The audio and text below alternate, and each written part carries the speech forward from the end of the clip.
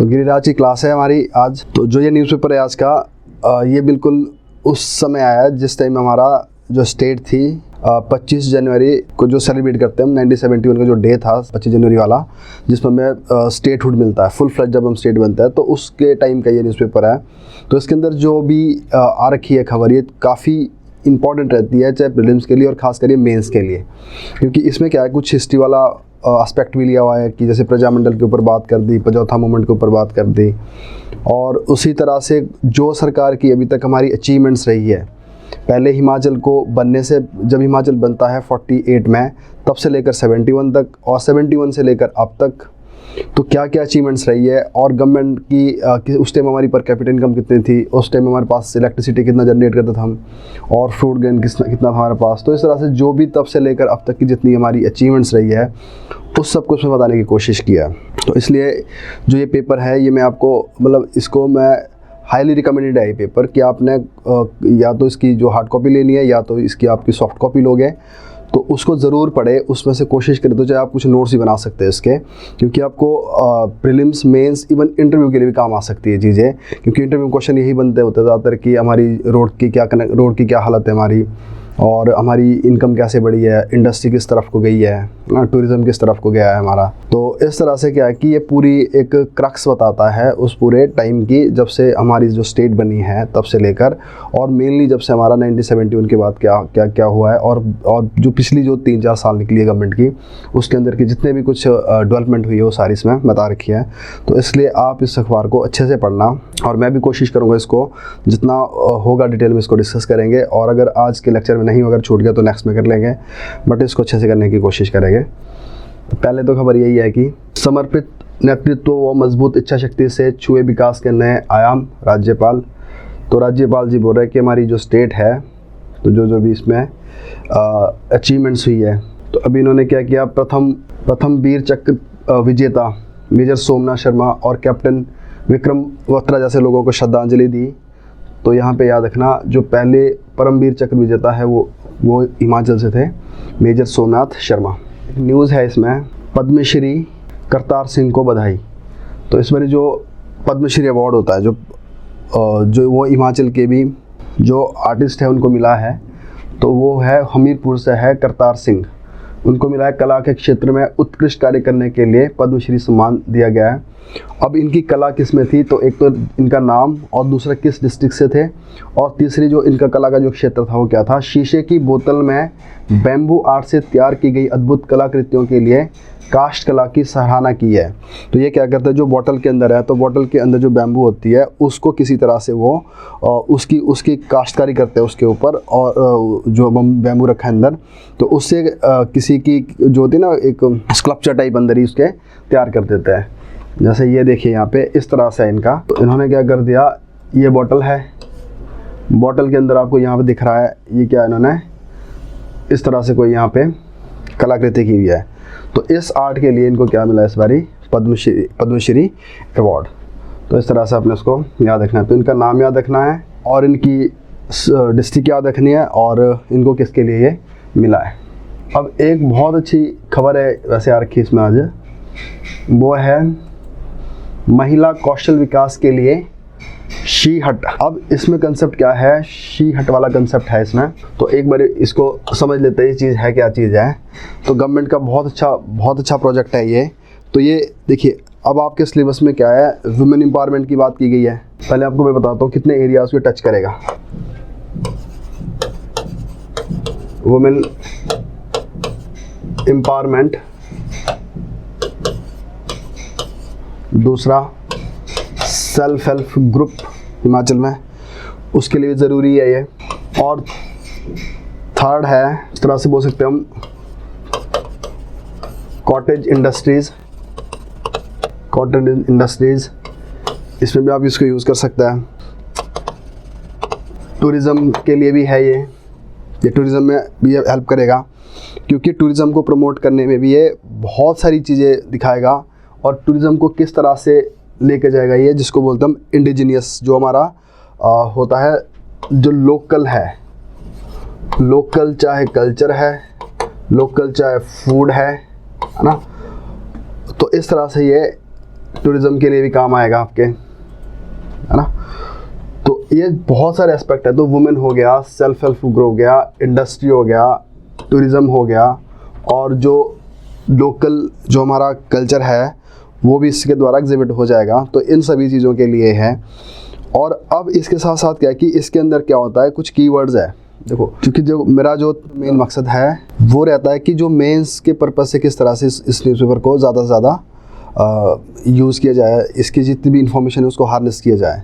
तो अब इसमें क्या है कि अगर हम मेंस के लिए पढ़ते हो ना आप, तो बहुत सारी चीज़ें क्या होती है वो रिलेट होती है। एक टॉपिक की जो बातें हैं दूसरे टॉपिक में की जा सकती है वो। तो उसके लिए क्या होता है, एक सेट ऑफ वोकेबलरी है जो आपको पता होना चाहिए कि कौन कौन से मैंने कीवर्ड्स कहाँ पे लगाने हैं।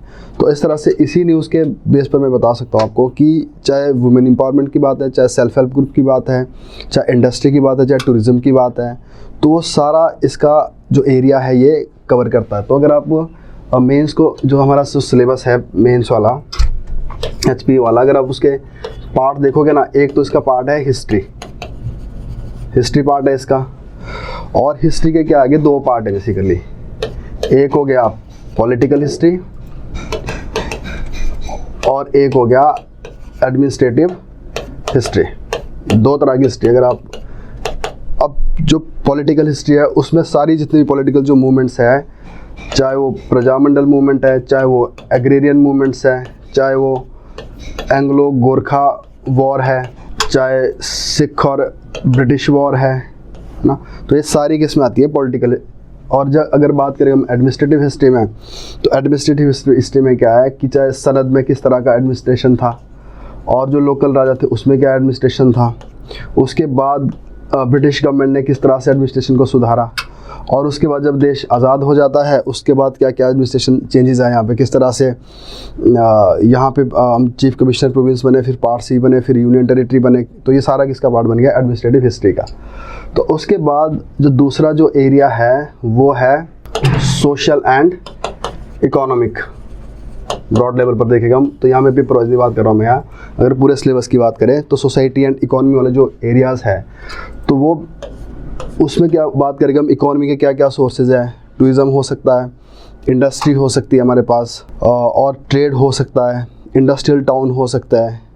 तो ये सारी क्या है, तो उसके लिए गवर्नमेंट क्या करते हैं, टाइम टू टाइम कुछ पॉलिसी बनाती है। और उसके बाद जो सोशल है, सोशल में क्या है, सोसाइटी के लिए हम कर क्या रहे हैं बेसिकली, तो वहाँ पे चिल्ड्रन के लिए क्या कर रहे हैं, वुमेंस के लिए क्या कर रहे हैं, और जो एल्डरली पीपल है उनके लिए क्या कर रहे हैं। तो सोसाइटी लेवल पे हम उनके जो क्या सोशल वेलफेयर के सोशल रिफॉर्म्स की बात कर रहे हैं। तो इस तरह से अगर जो चीज़ें इकोनॉमी के लिए वो सोशल के लिए भी यूज़ हो सकती है। और उसके बाद जो अगला जो पार्ट है वो है साइंस एंड टेक्नोलॉजी का यूज, चाहे उसमें हिमस्वान की बात कर दो हम, और जैसे हमने लास्ट क्लास में GIS किया था उसकी बात कर लो आप उस पर हम, है। तो लोकमित्र केंद्र हो गया, इसकी बात कर सकते हैं। और जब इन सबको इकट्ठा करेगा हम, चाहे सोशल है, चाहे इकोनॉमिक्स है, चाहे साइंस एंड टेक्नोलॉजी है, और जब ये लोगों तक इनकी सर्विसेज पहुंचानी है, तो क्या आ गई है, गवर्नेंस आ गई। और इसमें गुड गवर्नेंस का कंसेप्ट आता है और ई गवर्नेंस का आता है। तो इस तरह से अगर आप सिलेबस देखोगे, पेपर 1 का, पेपर 2 का, पेपर 3 का, ये आपस में बड़ा कनेक्टेड है। और उसके बाद क्या, अगर जो पेपर 1 वाला पार्ट है उसमें क्या कर दिया, आपकी पॉलिसीज़ दे दी, इंडस्ट्रियल पॉलिसी दे दी, टूरिज़्म पॉलिसी दे दी, बायोटेक्नोलॉजी पॉलिसी दे दी, एजुकेशन पॉलिसी दे दी, सारी पॉलिसी उस तरफ है। और उसके बाद जो इंडस्ट्री की बात पेपर 3 में की गई है, टूरिज़्म की बात पेपर 3 में की गई है। तो इस तरह से पॉलिसी पेपर 1 में दे दी, और उसकी जो आगे जो बेसिक जो कंसेप्ट है वो पेपर 3 में दे दिए। तो इस तरह से ना जब आप इंटर रिलेट करते हो सिलेबस को, तो आपके पास एक ही तरह की इन्फॉर्मेशन आप बहुत जगह यूज़ कर सकते हो। तो इसलिए क्या बता रहा हूँ कि एक सेट ऑफ वोकैबुलरी, एक कीवर्ड्स है, वो आपको पता होना चाहिए, और उसके बेस पर आप आंसर लिख सकते हो। तो अब इससे क्या होता है, जो मैं आपको गवर्नमेंट की जो बताता रहता हूँ सोर्सेज, क्योंकि जो मेरा जो तरीका रहेगा वो ज़्यादातर गवर्नमेंट के सोर्सेज के ऊपर रहता है, क्योंकि उसका वो बड़ा ऑथेंटिक रिसोर्स माना जाता है, और उससे एग्ज़ाम आता है। जैसे गिरिराज खुद गवर्नमेंट का, उस तरह जैसे जो ये आज मैंने निकाला है, तो जो ये शी हट स्कीम है उसी से उठा लिया मैंने ये चीज़ें, जो गवर्नमेंट ने इसको तैयार किया इस तरह से। तो अब देखना ये शी हट क्या है, तो शी है तो वुमेन के लिए। तो हट क्या हो गई, जैसे एक इस तरह की हट हो गई जिसमें आपको सारी चीज़ें मिलेगी, खाना पीने का सामान मिलेगा वहाँ पे, रेस्टोरेंट को वहाँ पे, और वहाँ वुमेन काम करेगी। तो ये एक वुमेन एम्पावरमेंट का एक तरीका हो गया। तो अब ये पहली बारी कहाँ पे स्टार्ट हो रहा है, ये जगह है भाग पशोक तहसील पचाद डिस्ट्रिक्ट सिरमौर। तो प्रीलिम्स में तो सिंपल सा क्वेश्चन है कि जगह का पूछ लेके कहाँ पे स्टार्ट हुई है और किस तहसील में है और किस डिस्ट्रिक्ट में है। तो a platform of the women by the women to provide services to all. अब इसमें क्या कर दिया, ये फोटो दिख रही है आपको, इस तरह की हट बना दी गई और इस हट के अंदर क्या होगा, जो वुमेन्स है वो वही पार्टिसिपेट करेगी उसमें, उनको ट्रेन किया गया है। तो आपके सिलेबस में है सेल्फ हेल्प ग्रुप, तो उस सेल्फ हेल्प ग्रुप में क्या कर दिया, इनको तैयार कर दिया, वुमेन को ट्रेनिंग दी गई। तो उसको ट्रेनिंग देने में कौन है, जो सिरमौर का जो डीएम है, डिस्ट्रिक्ट जो मैजिस्ट्रेट है, तो उनकी गाइडलाइंस के ऊपर क्या हुआ, इन 25 औरतों को ट्रेन किया और उस ट्रेन करने के बाद क्या कर दिया, इनके लिए एक हट तैयार कर दी और उस हट में क्या कर दिया, जितना भी हो सकता है उनको एम्पावर करने का तरीका और जो स्टेट की जो हमारी जो स्टेट की चाहे खाना है, चाहे यहाँ का सामान है और चाहे यहाँ का हैंडीक्राफ्ट्स है, उसको उस लेवल पे प्रमोट कर दिया। तो यहाँ पे वुमेन की प्रमोशन भी हो रही है और स्टेट की प्रमोशन भी हो रही है और स्टेट का जो स्पेशल कुजीन है, वहाँ का कोई आर्ट है, वो भी प्रमोट हो रहा है साथ साथ में। और साथ साथ में क्या हो रहा है, इंडस्ट्री भी चल रही है साथ साथ में। और इन जो 25 जो वुमेन है उनको साथ में क्या कर दिया, हमने ट्रेन भी कर दिया है। इस तरह से जो कौशल जो विकास योजना है वो भी इसमें आ गई। अब देखो जो इसके जो कीवर्ड्स है, तो शी हट, इसमें क्या आ गया, perfect spot to take a break. अगर आप उस रास्ते से जा रहे हो, सड़क में आएगा ये हट, तो परफेक्ट स्पॉट होगा, आप ब्रेक ले सकते हो। इंजॉय लोकल डेलिकेसी, जो लोकल है वहाँ का जो प्रोडक्ट है वो मिलेगा आपको। शॉप फॉर लोकल प्रोडक्ट, अगर आपने वहाँ का लोकल प्रोडक्ट खरीदना है वो मिल जाएगा आपको। Enjoy mesmerising view of Churdhar, और वहाँ से क्या करोगे आप, चूड़धार का भी आप वहाँ से व्यू देख सकते हो। तो देखो कितनी सारी चीज़ें जुड़ गई यहाँ पे। अगर यहाँ पे चूड़धार लिख लिया, देखो गवर्नमेंट का डॉक्यूमेंट है ये, चूड़धार लिख लिया तो किसकी बात कर रहा है, टूरिज्म की बात कर रहा है। शॉप फॉर लोकल प्रोडक्ट्स, तो क्या हो गया, जो लोकल जो प्रोडक्ट है उसको बेचा जाएगा और दुनिया तक और देश के अदर राज्यों तक पहुँचाया जाएगा। इंजॉय लोकल, जो खाना पीना होगा उसको इंजॉय कर सकते हो और आप यहाँ पे स्टे कर सकते हो। तो अब इस तरह से क्या कर दिया, अब इसके और भी क्या क्या देखो, इसके क्या क्या कंपोनेंट्स है शी हट के। वे साइड एमिनिटीज़, रास्ते में जब आपकी बस जा रही हो, गाड़ी जा रही होगी, रास्ते में आपको हट मिलेगी और उसमें क्या होगा, गेस्ट हाउस होगा, स्टे कर सकते हो। ग्रीन इनिशिएटिव्स हो गए, सब कुछ ऑर्गेनिक टाइप होगा। और कौशल विकास केंद्र, अब जो ये वुमेन्स है इनको साथ में ट्रेनिंग भी दे रही है। तो वहाँ पे क्या हो रहा है, जो भी कुछ नया बनेगा, अगर कुछ नई चीज़ वहाँ पे दिखानी है या नई चीज़ कुछ लोगों को खिलानी है वहाँ पे, तो उसके लिए क्या साथ साथ उनको ट्रेनिंग दी जाएगी। तो कौशल विकास केंद्र भी होगा। लोकल किचन एंड रेस्टोरेंट, तो लोकल किचन भी होगी, रेस्टोरेंट भी होगा। और रूरल हट हिम इरा शॉप, तो उनकी अपनी शॉप्स भी होगी। तो अब इसमें जो काम कर रही है इस हट के अंदर, तो सारे कौन हो गए, वुमेन्स हो गए यहाँ पे। तो 25 वुमेन जिनको ट्रेन किया गया है। तो उसका मतलब है अगर ये पूरे हिमाचल में स्टार्ट हो जाएगी तो इससे क्या होगा, इन सभी एरियाज़ को थ्रस्ट मिलेगा, चाहे सेल्फ हेल्प ग्रुप हो गया, चाहे वुमेन एम्पावरमेंट हो गया, चाहे हमारा लोकल कल्चर हो गया, चाहे टूरिज्म हो गया, जो जितनी भी अभी बातें की नहीं है आपको, तो हर लेवल पर उसको यूज़ कर सकते हैं। तो देखो यहाँ पे इस तरह से फोटो, गेस्ट हाउस की फ़ोटो बना दी, वे साइड एमिनिटी हो गई। और उसके बाद अब नेक्स्ट क्या है, इसके अंदर और भी बड़ी सारी चीज़ें हैं। द पावर ऑफ 25, तो 25 मतलब क्या है, 25 औरतें हैं। She hut is managed by the 25 rural women belong to 5 self help group में से है ली गई है। और Bhag Pashok panchayat who have been specially trained with the skills to become self reliant and entrepreneurs. अब देखो सरकार का एक और क्या मकसद है हमारा, आत्मनिर्भर भारत। तो शायद इससे बड़ी आत्मनिर्भरता कुछ भी नहीं है। तो अब सेल्फ रिलायंट भी हो रहा है और साथ में जो मोदी की जो ऑब्जेक्टिव है, कौन से वाले, सेल्फ रिलायंट वाला, वो भी इसमें पूरी हो रही है। द डिस्ट्रिक्ट एडमिनिस्ट्रेशन सिरमौर, तो डिस्ट्रिक्ट एडमिनिस्ट्रेशन के अंदर हो रही है। तो ये ग्रुप है इनका। और अब इसके अंदर क्या क्या चीज़ होगी, अब एक सबसे बड़ी बात क्या कर दी, कन्वर्जेंस विद फ्लैगशिप प्रोग्राम। अब इस स्कीम को क्या कर दिया, जो हमारे पास ऑलरेडी बड़ी बड़ी प्रोग्राम जो स्कीम चल रही है उसके साथ इसको टाइप कर दिया इसका। और देखो वो स्कीम क्या है कि अब यहाँ तो आप इस शी हट में पढ़ रहे हो उसको, वो ये ऐसे भी इंपॉर्टेंट है तो आपको ऐसे भी पढ़नी पड़ेगी और वैसे भी सिलेबस का पार्ट है। तो अगर आप देखोगे इसके 20% तो आपका जो सिलेबस है ना इसके अंदर ही आ रहा है। तो अब देखिए यहाँ पे क्या लिखा है, इंटरनेशनल लेवल पर क्या है, अब इंटरनेशनल लेवल पर एक वुमेन डे होता है और उस वुमेन डे का जो पिलर्स है उसके, वो क्या है, इराडिकेटिंग रूरल पॉवर्टी, ये भी इससे मीट हो जाएगा। इन्हांसिंग एग्रीकल्चर, ये भी इससे मीट हो जाएगा। इम्प्रूव फूड सिक्योरिटी, ये भी इससे हो जाएगा। ब्रिंगिंग ओवरऑल रूरल डेवलपमेंट, अब देखो साथ साथ है वुमेन डेवलपमेंट के साथ साथ किसकी बात करें, यहाँ पे रूरल जो डेवलपमेंट है उसकी बात हो रही है ना। अब इसके बाद क्या कर दिया, जो भी यहाँ पे जो स्कीम्स है, जो ऑलरेडी स्कीम चल रही है, उनको क्या कर दिया, इंटीग्रेट कर दिया स्कीम के साथ। मतलब कहने का मतलब है इस स्कीम के लिए जो फंड आ रहा है वो किस किस स्कीम का यूज़ किया जा रहा है इसमें। तो देखिए नेशनल रूरल लाइवलीहुड मिशन, अब आप नोट कर दिए इसको, ये नेशनल रूरल जो लाइवलीहुड मिशन है ये आपके क्लियर कट सिलेबस का पार्ट है, जरूरी नहीं HPG के कई पूरे सिलेबस का पार्ट है ये। और ये नेशनल रूरल लाइवलीहुड मिशन है, इसका मेन ऑब्जेक्टिव क्या है, सेल्फ हेल्प ग्रुप को बनाना, और वो भी कहाँ पे, विलेज लेवल पे। तो इसका काम हो गया। मनरेगा भी इसके साथ जोड़ दी, स्वच्छ भारत मिशन के साथ जोड़ दिया, और member of parliament local area development programme, तो जो MPs होते हैं वो अपने लोकल एरिया के लिए कुछ फंड खर्च करता है, वो भी इसके साथ एसोसिएट कर दिया। नेशनल डिजास्टर रिलीफ फंड, तो जो नेशनल डिजास्टर जो मैनेजमेंट एक्ट है उसका एक फंड है जिसको नेशनल डिजास्टर रिलीफ फंड बोला गया, उसका पैसे भी लगेगा, और इसमें नाबार्ड भी जोड़ दिया। अब ये सारे जितने भी है, चाहे NRLM है, मनरेगा है, स्वच्छ भारत मिशन है, और 15th फाइनेंस कमीशन, जो फाइनेंस कमीशन होता है सेंटर का, वो क्या करता है, पंचायती राज के लिए वो पैसे देता है स्टेट लेवल पे, तो वो भी इसके साथ एसोसिएट कर दिया। MP लेड कर दिया, NRDF कर दिया, नाबार्ड कर दिया। तो इसको आप अलग से भी इसको ये पढ़ना पड़ेगा, तो इनके बारे में आप पूरा ज्ञान होना चाहिए आपको। अब जो स्टेट की जो स्कीम है वो भी इसके साथ एसोसिएट है। MLA डिस्क्रिशनरी ग्रांट, तो जैसे यहाँ पे MP अपनी ग्रांट देता है ना, अपनी मर्जी से कहीं भी खर्च कर सकता है, उस तरह से MLA भी वो भी इसमें यूज़ करेगा। सेक्टोरल डिसेंट्रलाइजेशन प्लानिंग भी कर दी इसके अंदर। मुख्यमंत्री 1 बीघा योजना, ये भी कर दी इसके अंदर एसोसिएट।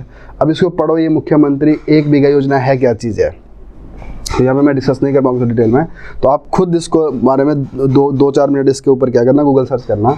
तो मुख्यमंत्री 1 बीघा योजना क्या है।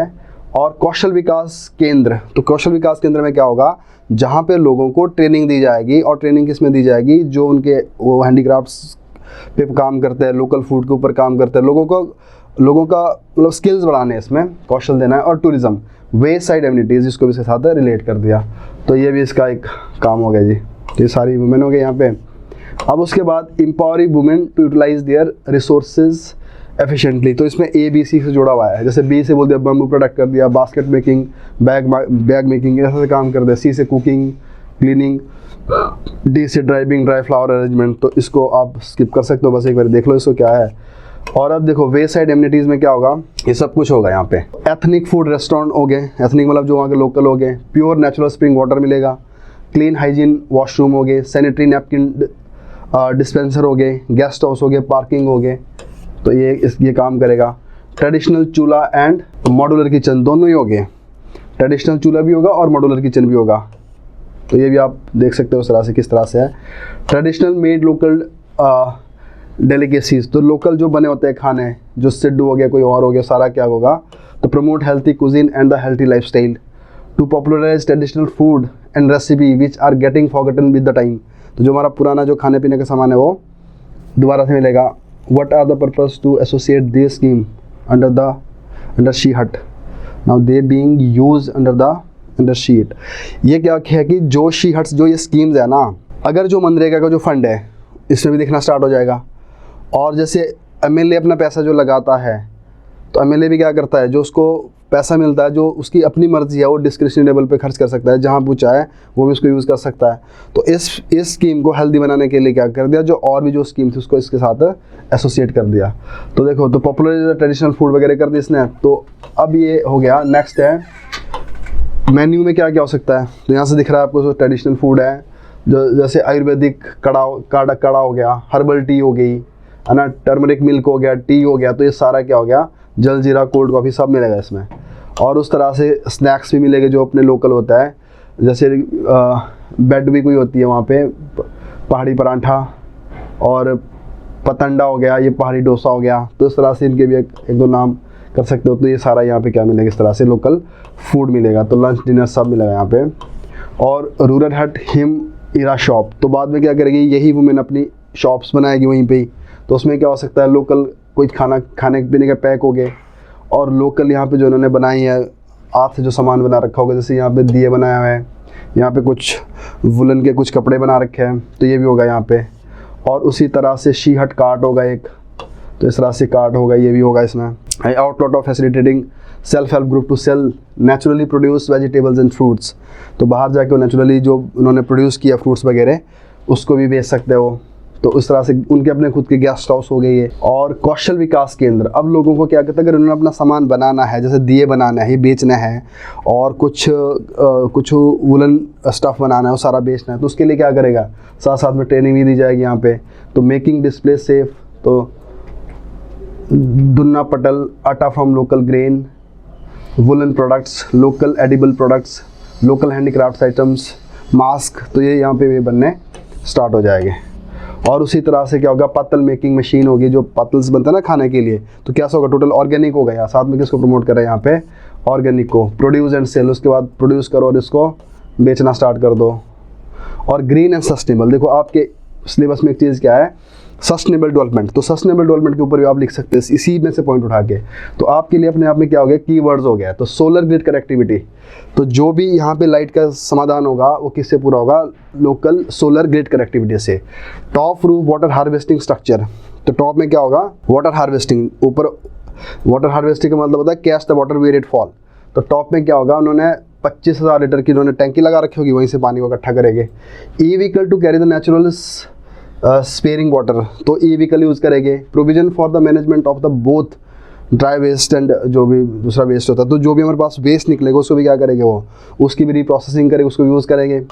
Provision for incinerator to manage the sanitary waste, तो सैनिटरी वेस्ट को भी इसको करेंगे। एक्वा प्रेशर ट्रैक्स हो गए, जहाँ पे पत्थर होता है बिछाए हुए नीचे, वहाँ पे लोग चलेंगे। ऑर्गेनिक नेचुरल फार्मिंग प्रोडक्ट्स की बात करेंगे। इंडोर एयर प्यूरीफायर प्लांट्स हो गए, तो ये देखो जी, तो इस तरह से इतना सारा ही, तो ये इनका व्हीकल हो गया, ये व्हीकल हो गया, ये भी काम आएगा इसमें। अगर सच में सारी चीज़ें है तो इससे बढ़िया तो कुछ भी नहीं हो सकता। तो ये तो रेन वाटर हार्वेस्टिंग देखिए जी, ये इस तरह से बनी होगी। तो जो एक्यूप्रेशर ट्रैक हो गया, तो यहाँ पे से चलने का होगा, यहाँ भी जा सकते हैं अंदर, जिसमें मोदी भी चलता रहता है कभी कभी। शी हट promotion on the NH 907A, तो ये प्रमोशन भी करिए सरकार, ऐसे अपने बोर्ड लगा दिया जी। और उसके बाद है panoramic view of the surrounding area, तो यहाँ से क्या होगा, और जितनी बढ़िया नज़ारा दिखेगा यहाँ से, तो टूरिस्ट भी यहाँ से अट्रैक्ट हो जाएगा आने के लिए। तो ये सारा यहाँ का व्यूज़ हो गया। तो भारत सरकार द्वारा ये, हिमाचल सरकार द्वारा ये डेडिकेट है। तो टू विजिट शी हट, तो जो लो जी, तो ये सिरमौर में भी, तो आप इस पर जा सकते हैं। तो अब इसको थोड़ा डिटेल पढ़ने के लिए क्या है कि आप इसकी जो मैंने अभी बताया उसको सर्च करना, या तो मैं आपको भेज देंगे ग्रुप में, तो वहाँ से इस PDF के ऊपर पढ़ना, और पढ़ के ज़रूर इसको एक बारी सिलेबस के साथ रिलेट करना। तो जैसे मैंने बताया, सस्टेनेबल डेवलपमेंट की बात करना, वुमेन एम्पावरमेंट की बात करना, कॉटेज इंडस्ट्री की बात करना, टूरिज़्म, इको टूरिज़्म और नेचुरल फार्मिंग, तो ये सारा इसको काफ़ी तक ये कवर कर रहा है यहाँ पे। तो आई होप आपको ये समझ आ गया ना, तो क्या है ये। तो ये प्री के लिए बड़ी बेसिक इन्फॉर्मेशन है, और ज़्यादा किसके लिए ज़रूरी है, ये मेंस के लिए। तो अब आ जाइए अगली खबर पे। तो देखिए जी, तो इसमें क्या खबर बना रखी है इस पर, यह है महिला कौशल विकास के लिए शी हट। तो इसमें क्या दे दिया जी, रोज़गार के अवसर प्राप्त होते हैं, ग्रामीण जनसंख्या की आर्थिक स्थिति मजबूत होगी, महिला मंडलों तथा स्वयं सहायता समूह सेल्फ हेल्प ग्रुप के हिसाब से क्या होगा, ये अच्छी चीज़ है। राज्य का पहला शी हट जो सिरमौर के पछाद विकास खंड के भाग पशो गांव में स्थापित किया जाएगा। तो ये तो है जी प्रे के लिए सीधी बात है। बाकी जो मेंस वाला है वो हमने बता दिया क्या क्या है वो। और 70 लाख की लागत से बने शी हट भवन में वर्षा जल संचय, जीरो वेस्ट के लिए अपशिष्ट प्रबंध आदि जैसी विशेषताएं हैं जी। बाकी अगले सिलेबस, तो इससे ज़्यादा क्या है कि आप जो मैंने अभी आपके साथ PDF डिस्कस करी थी वो ज़्यादा ज़रूरी है इसमें। अब देखिए, एक न्यूज़ है इसमें, चुनौतियों के बावजूद उपलब्धियों भरी हिमाचल प्रदेश की 50 वर्ष की विकास यात्रा। तो हमारी जो स्टेट बनी है उसको बनकर हो गए 50 साल पूरे। तो एक तो ये 50 साल की जो पूरी यात्रा है, इसमें सरकार की क्या क्या डेवलपमेंट हुई है, एक तो उसके बारे में डिस्कशन है। और इस आर्टिकल के साथ साथ इसके पहले में एक 2 और आर्टिकल करूँ, उसको हम बाद में आएंगे तो थोड़ा आसान हो जाएगा। इससे पहले एक और आर्टिकल आ रखा है जो हमारे लिए ज़्यादा ज़रूरी है, वो आर्टिकल है, ये पूरा पेपर बहुत अच्छा आ रखा है इस बारी। तो देखो, आर्थिक उन्नति के 5 स्वर्णिम दशक। तो हमारा जो इकोनॉमी वाला जो पार्ट है HPGK का, उसकी क्या क्या हमारे पास डाटा होना चाहिए, क्या क्या बेसिक इन्फॉर्मेशन है जो भी इसमें है, ये भी करने वाला है इसमें। तो अब इसमें क्या है, जो बड़ी न्यूज़ आ रखी है इसके अंदर, वो है हिस्ट्री वाला पार्ट है प्योर। प्रजामंडल, हिमाचल के गठन में प्रजामंडल आंदोलन का योगदान, प्रजामंडल के योगदान की बात की गई है इसमें। तो अब क्या है कि जो आपका सिलेबस है उसमें प्रजामंडल क्लियरली लिखा रखा है। तो प्रजामंडल क्या है, प्रजामंडल ने क्या काम किया और प्रजामंडल ने किस तरह से किन किन मूवमेंट में पार्टिसिपेट किया, तो उसके ऊपर है ये लिखा हुआ। तो जो हमारे साथ ये अकेडमी में पढ़ रहा है तो उनको शायद मैंने करवाया भी था, ये जो हमारी जो HPGK की जो बुक है उसमें जो चैप्टर आया था एडमिनिस्ट्रेटिव हिस्ट्री, उसी के इर्द गिर्द वाली बात है। बट अब इस यहाँ पर हम इसलिए कर रहे हैं इसको क्योंकि इस बारी जो 50 साल पूरे हुए हैं और जिसमें हमारी जो स्टेट बनी है वो पहले जो उसकी जो स्टार्टिंग थी वो प्रजामंडल से स्टार्ट हुई थी और बाद में वो प्रजामंडल क्या गई थी, कांग्रेस कमेटी बन गई थी और जो बात आज की डेट से क्या कांग्रेस पार्टी है। तो अब इस तरह से ना ये एक बड़ा समझने वाली चीज़ है इसमें कि ये बात क्या कर रहा है आर्टिकल। तो जो प्रजामंडल के साथ साथ कहाँ तक इसने बात कर दी, हिमाचल के बनने तक, और हिमाचल के कब बनने तक, जब तक ये पूरा बन जाता है, जब इससे पंजाब से वीर्य मिलता है और यहाँ से वीर्य मिल जाता है। अगर इसकी थोड़ी सी डिस्कशन देखें हम यहाँ पे, जो प्रजामंडल है बेसिकली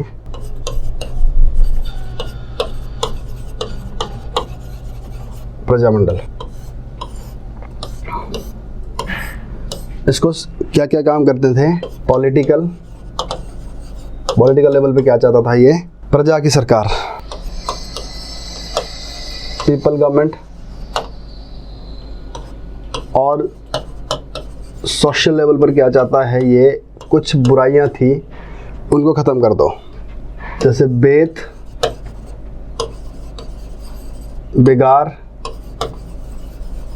रीत, इन सब का एंड कर दो, सोशल लेवल पे ये चाहता है। और उसके बाद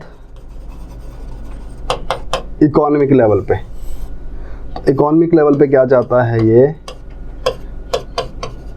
टैक्सेस कम हो जाए और जो लोग हैं उनकी जो इकोनॉमिक कंडीशन है वो सही हो जाए। तो इस तरह से आता है। और देखो जो उसके और जो अल्टीमेट गोल है इसके प्रजामंडल के, वो क्या है कि यहाँ पे जो राजा है उनकी जो पावर है, राजाज की जो पावर है उसको रिड्यूस किया जाए, रिड्यूस कर दे, ये भी चाहते थे ये। और साथ साथ क्या चाहते हैं ये प्रजामंडल, ये जो फ्रीडम स्ट्रगल है, जो फ्रीडम स्ट्रगल है उसमें पार्टिसिपेट कर रहा है, इसमें भी ये पार्टिसिपेशन कर रहा है। तो ये काम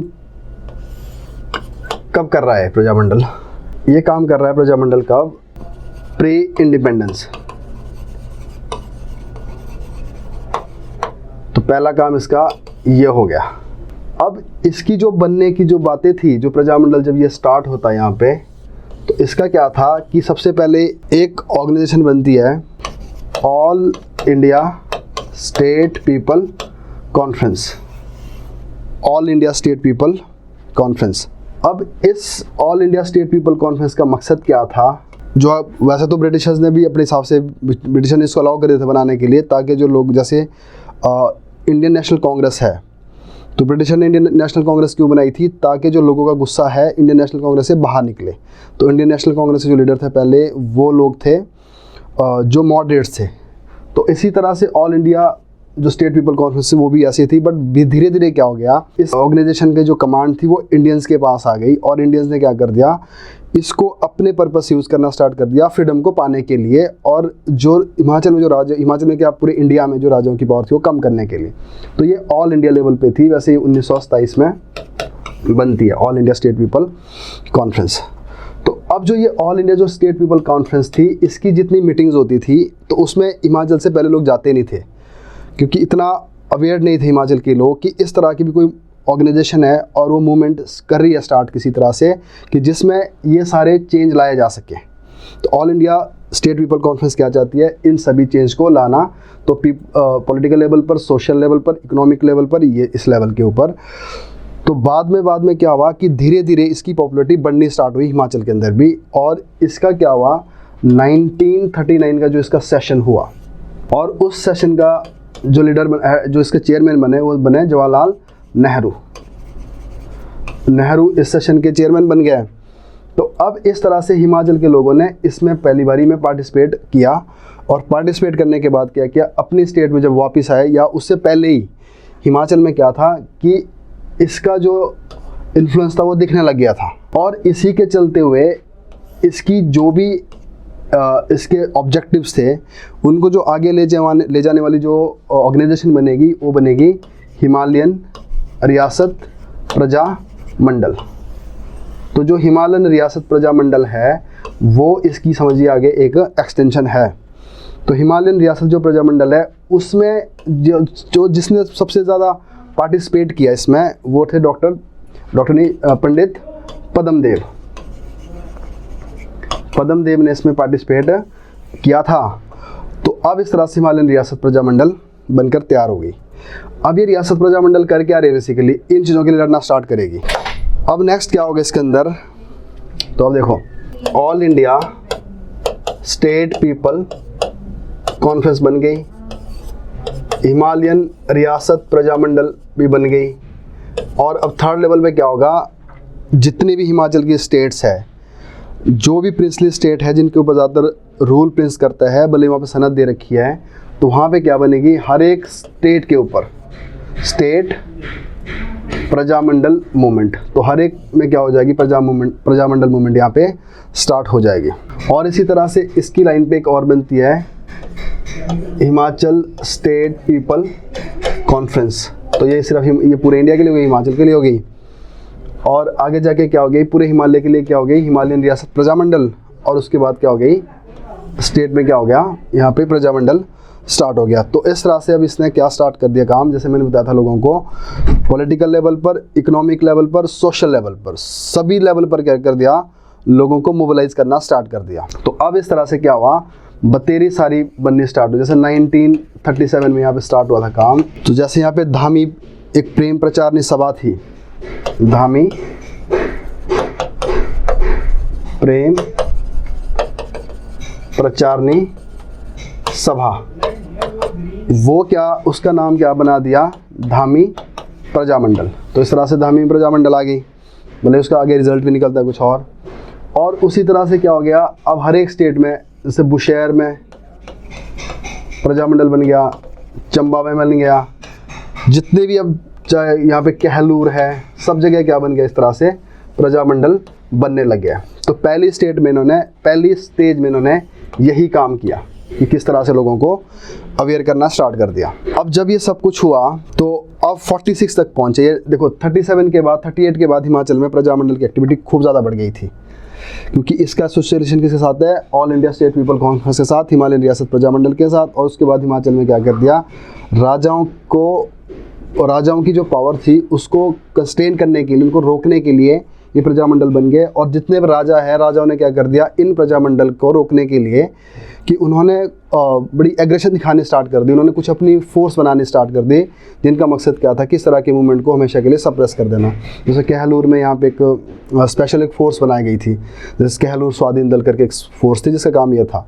तो राजाओं ने बहुत सारी कोशिश की बट बात बनी नहीं। तो धीरे धीरे क्या होती, जो राजाओं की जो पावर थी वो कम होती जा रही थी। बट आगे जाके क्या करेगा, अब जो नेक्स्ट काम था इसका प्रजा मंडल का, अब इस तरह से स्टेट में प्रजा मंडल बनी है हर एक स्टेट में। अब अगला काम क्या था इनके पास कि जो भी ये स्टेट में प्रजा मंडल बनी है सारी, उन सभी प्रजा मंडल को यूनिफाई करना। तो अब नेक्स्ट काम था इनके पास क्या, यूनिफिकेशन ऑफ ऑल प्रजा मंडल। ये काम स्टार्ट हो गया इनका, यूनिफिकेशन ऑफ ऑल प्रजा मंडल। तो जब इनको लगा कि हाँ हमारी प्रजा मंडल अब सब जगह फैल गई है, अब एक काम करते हैं, एक बड़ी यूनिफाई कर देते हैं उसके प्रजा मंडल को और उसके एक पॉलिटिकल सेटअप बनाता है। तो ये प्रजा मंडल तो अपना एक मूवमेंट था, तो और उसको किस में कन्वर्ट कर देगा हम, पॉलिटिकल सेटअप के अंदर। और उसके लिए क्या कर दिया इन्होंने, अब एक और ऑर्गेनाइजेशन बना दी, वो थी Himalayan hill state regional council. तो अब जो Himalayan hill state regional council है उसको, अब अगर आप 2 लाइन में इसका आंसर चाहते हो आप, तो वो है, तो सबसे पहले क्या था, ये एक पॉलिटिकल विंग है अब किसकी, प्रजामंडल मूवमेंट की। तो ये पॉलिटिकल विंग हो गई एक प्रजामंडल मूवमेंट की। और जिसका अपना एक प्रॉपर पॉलिटिकल सेटअप होगा इसका, और जिसका अपना कोई चेयरमैन होगा और उसका कोई अपना सेक्रेटरी होगा, तो इसका चेयरमैन भी बन जाएगा, सेक्रेटरी बन जाएगा, और जो इसका प्रेसिडेंट बनता है तो रमौल करके कोई सिरमौर से थे, इसको क्या कर दिया, यहाँ का चेयरमैन बना दिया। और दूसरा काम क्या इसको कि जितने भी प्रजामंडल है उन सभी प्रजामंडल को क्या कर दो, इसको यूनाइटेड कर दो सभी को। तो अब एक यूनिट बनने जा रहा है हिमाचल। तो राजा लोगों के पावर कम हो रही है, प्रजामंडल की पावर बढ़ रही है, और जो प्रजामंडल है वो किस में आ रहा है, अब एक ही यूनिट के अंदर आ रहा है। तो इस तरह से ये Himalayan hill state regional council यहाँ पे बन गई। तो पहला काम इनका अब ये कौन सा स्टेज थी इनकी, सेकंड स्टेज। तो ये कब होता है इनका, 1946 में तो ऐसे बनती है ये, और 1948 तक होते होते इन्होंने क्या कर दिया था, शिमला में इन्होंने हेडक्वार्टर के बना के यहाँ पे क्या कर दिया, एक प्रोविजनल गवर्नमेंट आई बना दी, प्रोविजनल गवर्नमेंट, जिसका जो रेमोल्स थे उनको इसका हेड बना दिया। तो इस तरह से ये काम हो गया इनका। अब ये एक जो पॉलिटिकल सेटअप है इनका शिमला में बना हुआ है, जो इनकी गवर्नमेंट है प्रोविजनल गवर्नमेंट, जो किसके अंदर काम कर रही है, Himalayan hill state regional council. और जो Himalayan hill state regional council है वो क्या हो गई, सभी प्रजामंडल की एक यूनिट हो गई, और जो किसके अंदर काम कर रही है, हिमालयन रियासत प्रजामंडल के अंदर। और जो अल्टीमेटली हिमालयन रियासत प्रजामंडल है वो किसके अंदर काम कर रही है, all India state people conference के अंदर। तो इस तरह से ये प्रजामंडल अब एक बिल्कुल ग्रास रूट से लेकर ये टॉप तक चली गई ऊपर ये। तो ये इनका काम था। अब धीरे धीरे क्या कर दिया इन्होंने, प्रेशराइज करना स्टार्ट कर दिया कि जितनी भी जहाँ भी प्रजामंडल बनी हुई है तो उनकी सेंट्रल जो पावर है, अब वो क्या बोलती है कि जाके जितनी भी प्रजामंडल है स्टेट के अंदर उन सभी में इलेक्शन करवाया जाए। मतलब राजा को ये बात माननी पड़ेगी कि अब इलेक्शन हो गए, प्रजामंडल उसमें पार्टिसिपेट करेगा, और प्रजामंडल के कहने पर यहाँ पे इकोनॉमिक चेंज लाए जाएंगे, चाहे वो टैक्स कम करने हो गए, रिफॉर्म लाने पड़ेंगे, वहाँ पे बिगाड़ जैसे सिस्टम को ख़त्म कर दो वहाँ पे। तो अब ये क्या करेंगे, राजा के लिए अब एक ओपन थ्रेट हो गया वहाँ पे। और ये सारा कहाँ से हो रहा है, जो सेंट्रल जो Himachal hill state regional council है उसकी जो गवर्नमेंट है वो ये सारे काम कर रही है। तो अब जहाँ पे तो लोग राजा लोग मान रहे, एक्सेप्ट कर रहे हैं उस बात को, वहाँ तो कोई दिक्कत नहीं हो, तो सब कुछ ठीक हो गया। बट जहाँ पे राजा नहीं मानते होते वहाँ पे क्या है कि यहाँ पे सत्याग्रह स्टार्ट कर लेंगे वो। तो अगला जो इनका स्टेप क्या था यूनिफिकेशन के बाद, दैट वाज सत्याग्रह। सत्याग्रह तो ये भी इनका हो गया स्टार्ट। अब जो सत्याग्रह थे उन्होंने जो सबसे फेमस सत्याग्रह रहे इनके कहाँ पे, सुकेत में और सिरमौर में। तो जो सुकेत सत्याग्रह था उसको जो लीड किया था, लीडर बना था उसका पंडित पद्मदेव। तो अब इस तरह से प्रजामंडल ने ये काम कर दिए। तो अब अगर हम इसको फिर से इसको मैं एकदम समराइज़ करूँ तो हिमालयन अगर इसको हम समराइज़ करें तो क्या निकलेगा वो, अगर आपको ये सारा चीज़ समझ आएगा तो आर्टिकल आपको 2 मिनट समझ आ जाएगा। तो उसके फैक्ट्स आपको पढ़ने में आसान हो जाएगा, और पढ़ना आप ज़रूर उसको खुद। सबसे पहले क्या हो गया, all India state people conference, पहला पॉइंट। उससे क्या बन रही आगे जाके, हिमालयन रियासत प्रजा मंडल, तीसरा पॉइंट स्टेट प्रजा मंडल। अब स्टेट प्रजा मंडल क्या करेगी, हर एक एरिया में काम करेगी, पॉलिटिकल लेवल पर, सोशल लेवल पर और इकोनॉमिक लेवल पर। और आगे जाके क्या होगा, इसकी एक और आगे एक्सटेंशन हो जाएगी, वो क्या होगी, Himalayan hill state regional council. अगर इसको देखें हम, ये क्या है, सबसे पहले हो गई है पॉलिटिकल विंग ऑफ प्रजामंडल। और इसका मेन टास्क क्या दिया गया इसको,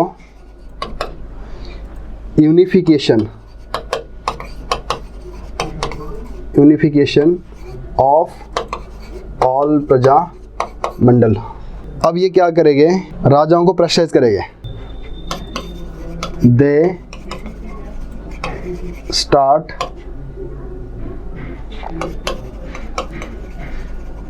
pressurizing rajas to bring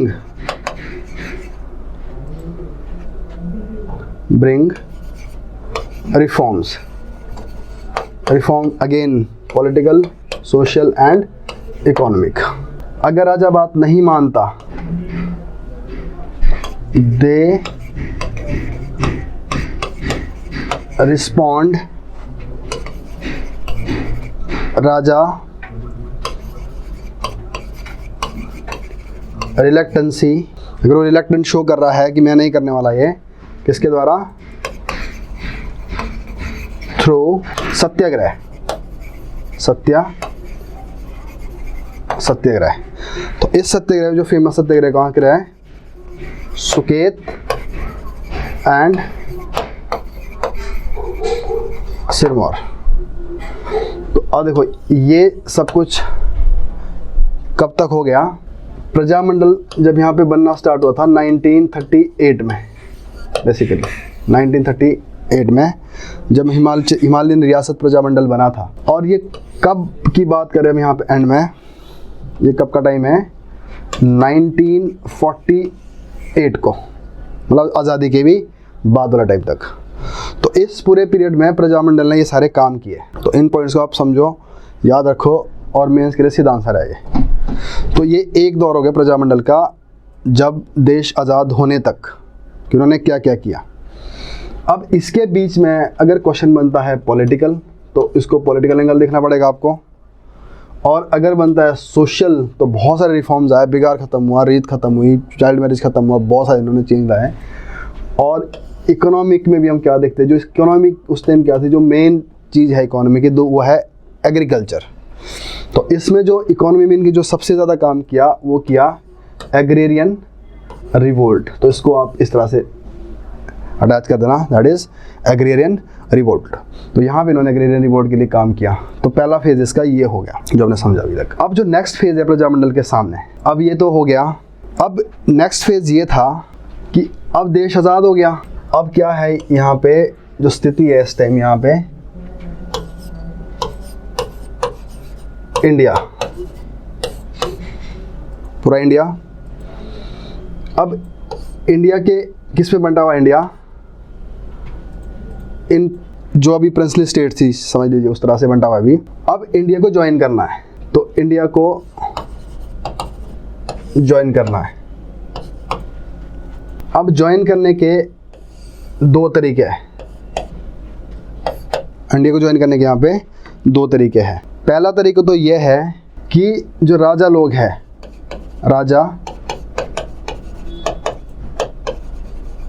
individual level पर या इंडिविजुअली क्या करेंगे, वो इंस्ट्रूमेंट ऑफ एक्सेशन साइन करेंगे, इंस्ट्रूमेंट ऑफ एक्सेशन को वो साइन करेंगे।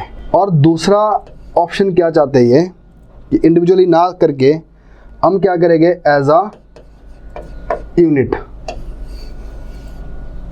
हम साइन करेंगे। और वो यूनिट क्या होगी? हिमालयन स्टेट या हिमाचल प्रदेश। तो एक में तो यह है कि जैसे बाकी राजाओं ने साइन कर दिया, इस राजा ने कर दिया, उस राजा ने कर दिया, तो वो तो एक ऑप्शन था।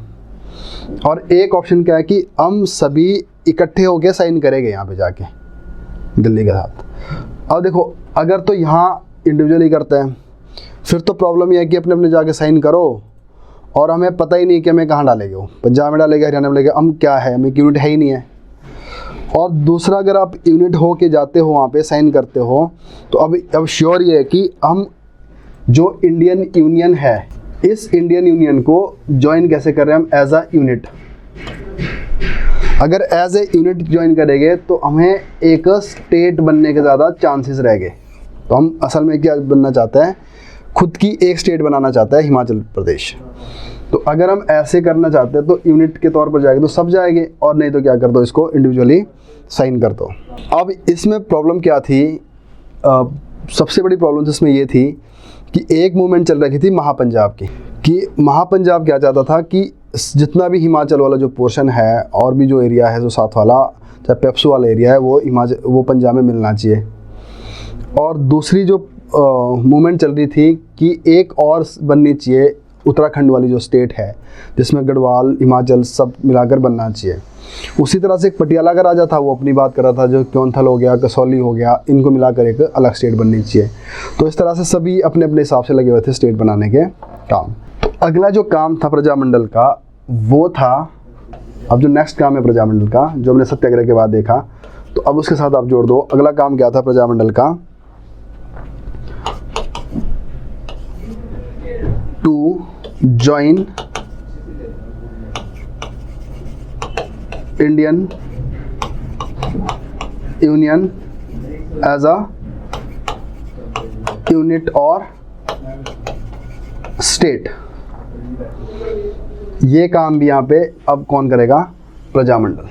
तो इसी का रिजल्ट ये निकला कि जो मार्च 48 में इंडिया का एक डेलीगेशन जाता है दिल्ली, हिमाचल का राजा होगा जोगिंदर सेन की अंडर, तो वो एज अ यूनिट इसको ज्वाइन कर लेता है।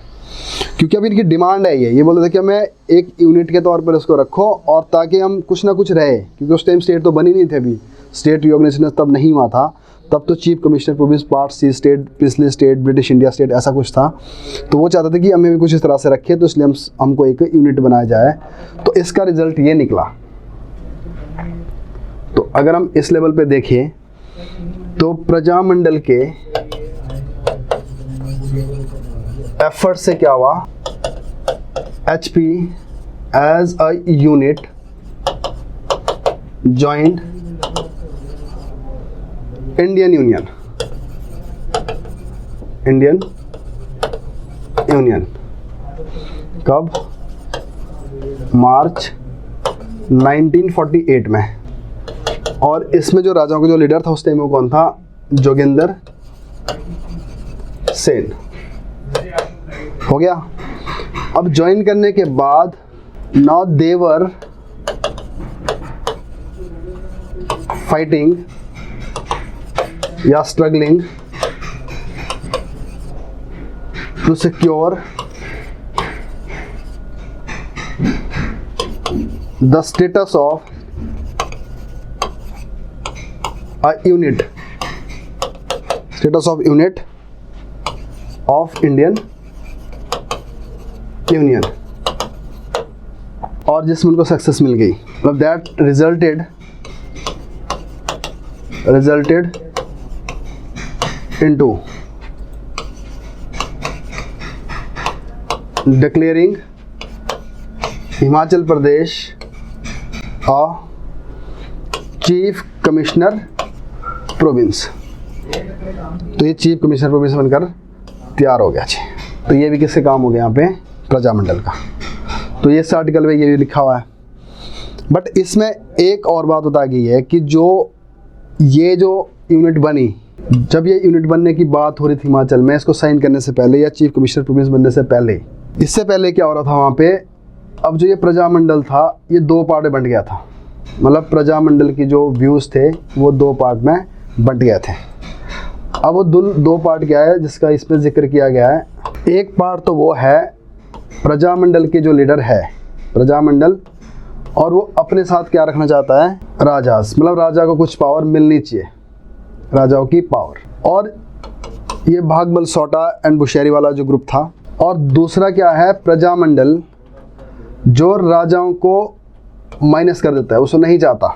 मतलब ऐसा यूनिट जहाँ पे राजाओं के पास कोई पावर ना हो, मतलब जो पावर होगी कौन सा चाहता है कि ऐसा यूनिट होना चाहिए जहाँ पे all power rest with people, लोगों के पास होनी चाहिए। इस बात को लेकर इनमें थोड़े झगड़े पड़ गए थे। तो एक राजा को लेकर जाना चाहता था कि राजा के पास पावर होनी चाहिए, एक ज़्यादा नहीं होनी चाहिए। तो जो ये बात करते थे राजा के पास कोई भी पावर नहीं होनी चाहिए, इसके जो लीडर थे वो दो लीडर थे मेनली, वायस परमार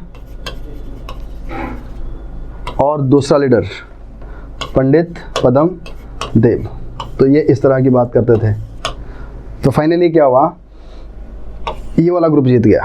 तो जो स्टेट जो कमीशन था, जो सेंटर की जो स्टेट को बनाने वाली जो मिनिस्ट्री थी, उसने इसकी बात मान ली। तो इस तरह से स्टेट बन गया। तो ये भी इनका काम हो गया। तो शुरू में प्रजामंडल का काम क्या था, लोगों को अवेयर करना आज़ादी से पहले, और हिमालयन रियासत प्रजामंडल के अंदर प्रजामंडल को बनाना। उसके बाद प्रजामंडल का काम क्या गया, all India state people conference के अंदर इनको यूनाइट कर देना। और यूनाइट करने के बाद अगला काम क्या बन गया, हिमाचल को एक यूनिट के आधार पर क्या कर देना, उसको ज्वाइन करवाना इंडियन यूनियन को। अब यहाँ तक अब हो गया, हिमाचल को क्या बन गई, हिमाचल इस तरह से एक चीफ कमिश्नर प्रोविंस बन गया। अब चीफ कमिश्नर प्रोविंस बनने के बाद तो अब देखो हिमाचल प्रदेश क्या बन गया, चीफ कमिश्नर प्रोविंस, ये भी काम हो गया। अब इसके बाद क्या होना था, इंडिया में होना था स्टेट रिऑर्गेनाइजेशन, ये अगला काम होना था वो। अब ये पूरे हिंदुस्तान का ही होना था। और वहाँ पे ये लग रहा था कि जो भी हमारे पारसी स्टेट है उनको क्या कर दो, या तो उनको यूटी बना दो या तो उनको किसी नज़दीक वाली स्टेट में डाल दो उनको। तो इंडिया के चांसेस क्या थे यहाँ पे बनने के, पंजाब का पार्ट बनने के लिए। तो अब इससे एक चीज़ और भी होती है इसमें पहले ही, तो इससे पहले अगर हम बात करें, चीफ कमिश्नर प्रोविंस तो हिमाचल बन गया, HP बन गया चीफ कमिश्नर प्रोविंस। कब बना, 15 अप्रैल 1948 को चीफ कमिश्नर तो बन गया यहाँ पे। अब चीफ कमिश्नर बनने के बाद हिमाचल को क्या चाहिए थी, अब इसमें देखो ना, जो मेन हेड होगा वो कौन होगा, चीफ कमिश्नर होगा। हेड कौन होगा इसका, चीफ कमिश्नर। और इसके नीचे क्या होगी, एडवाइजरी काउंसिल, जिसमें राजा लोग हो गए, कुछ चुने हुए लोग थे। बट ये इसकी चीफ कमिश्नर इसकी बात मानता नहीं था, इसको इग्नोर करता था, उन्होंने रिज़ाइन दे दिया। तो अब क्या चाहते थे वो, चीफ कमिश्नर प्रोविंस के होते हुए 1951 में क्या बन गई ये, पार्ट सी स्टेट। तो यहाँ पर मैं डिटेल में नहीं कर पाऊंगा कि पार्ट सी होता क्या है। तो पार्ट सी स्टेट बनने के बाद इसको क्या बन जाता है, यहाँ पे एडवाइजरी काउंसिल को कौन रिप्लेस करेगा, यहाँ पे वो state legislative assembly of 36 members. और जिसका रिजल्ट ये निकला, जब इस लेजिस्लेटिव असेंबली के इलेक्शन हुए तो इसका जो पहला CM कौन बना, चीफ मिनिस्टर बन गया YS परमार।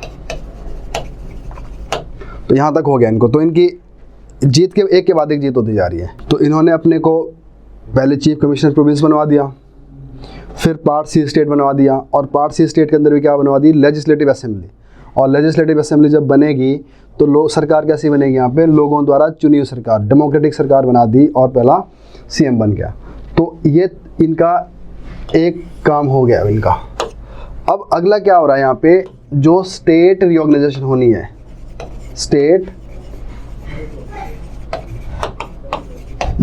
रिऑर्गेनाइजेशन होनी है, उसके लिए एक कमीशन बिठाया गया था, फैजल अली कमीशन।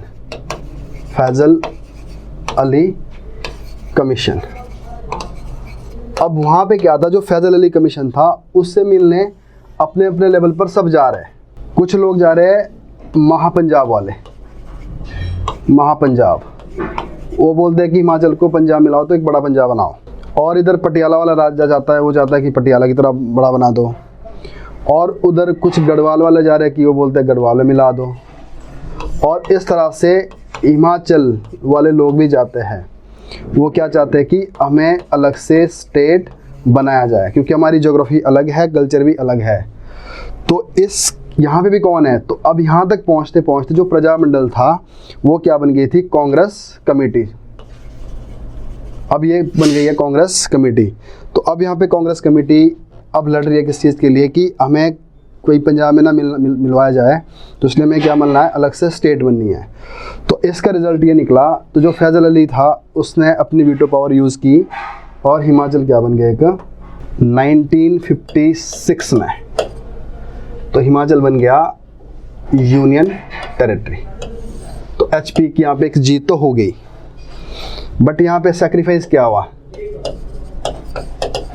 सैक्रिफाइस ये हुआ, जो हमारी स्टेट लेजिस्लेटिव असेंबली थी वो कन्वर्ट हो गई इसमें टेरिटोरियल काउंसिल में। अब जो टेरिटोरियल काउंसिल होगी उसका क्या होगा, अब चेयरमैन होगा, अब CM नहीं होगा, वो थोड़ा ब्यूरोक्रेटिक टाइप होगा। तो अब लोगों की सरकार नहीं होगी यहाँ पे।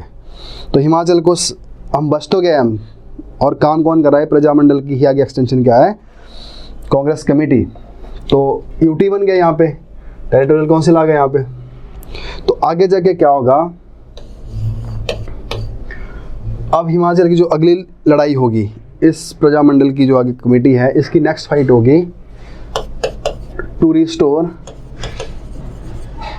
State legislative assembly.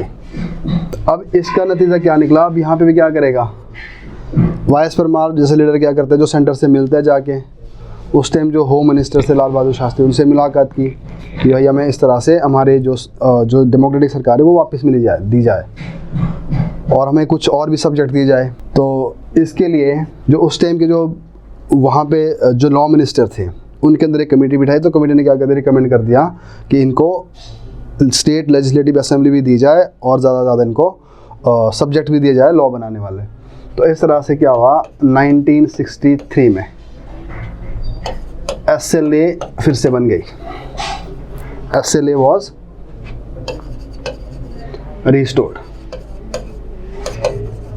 तो ये भी एक यहाँ की अचीवमेंट थी। अब क्या हो गया, UT बन गया, SLA भी आ गई।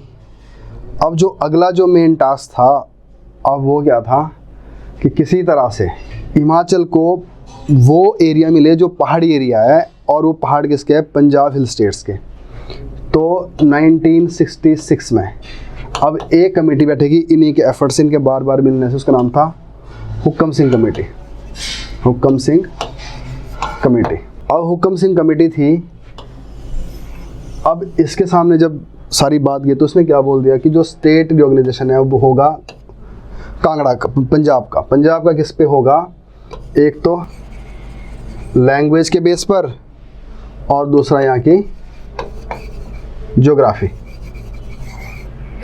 के बेस पर। तो अब यहाँ पे क्या था, देखो 3 तरह की मूवमेंट थी चली हुई अभी। एक महापंजाब और दूसरी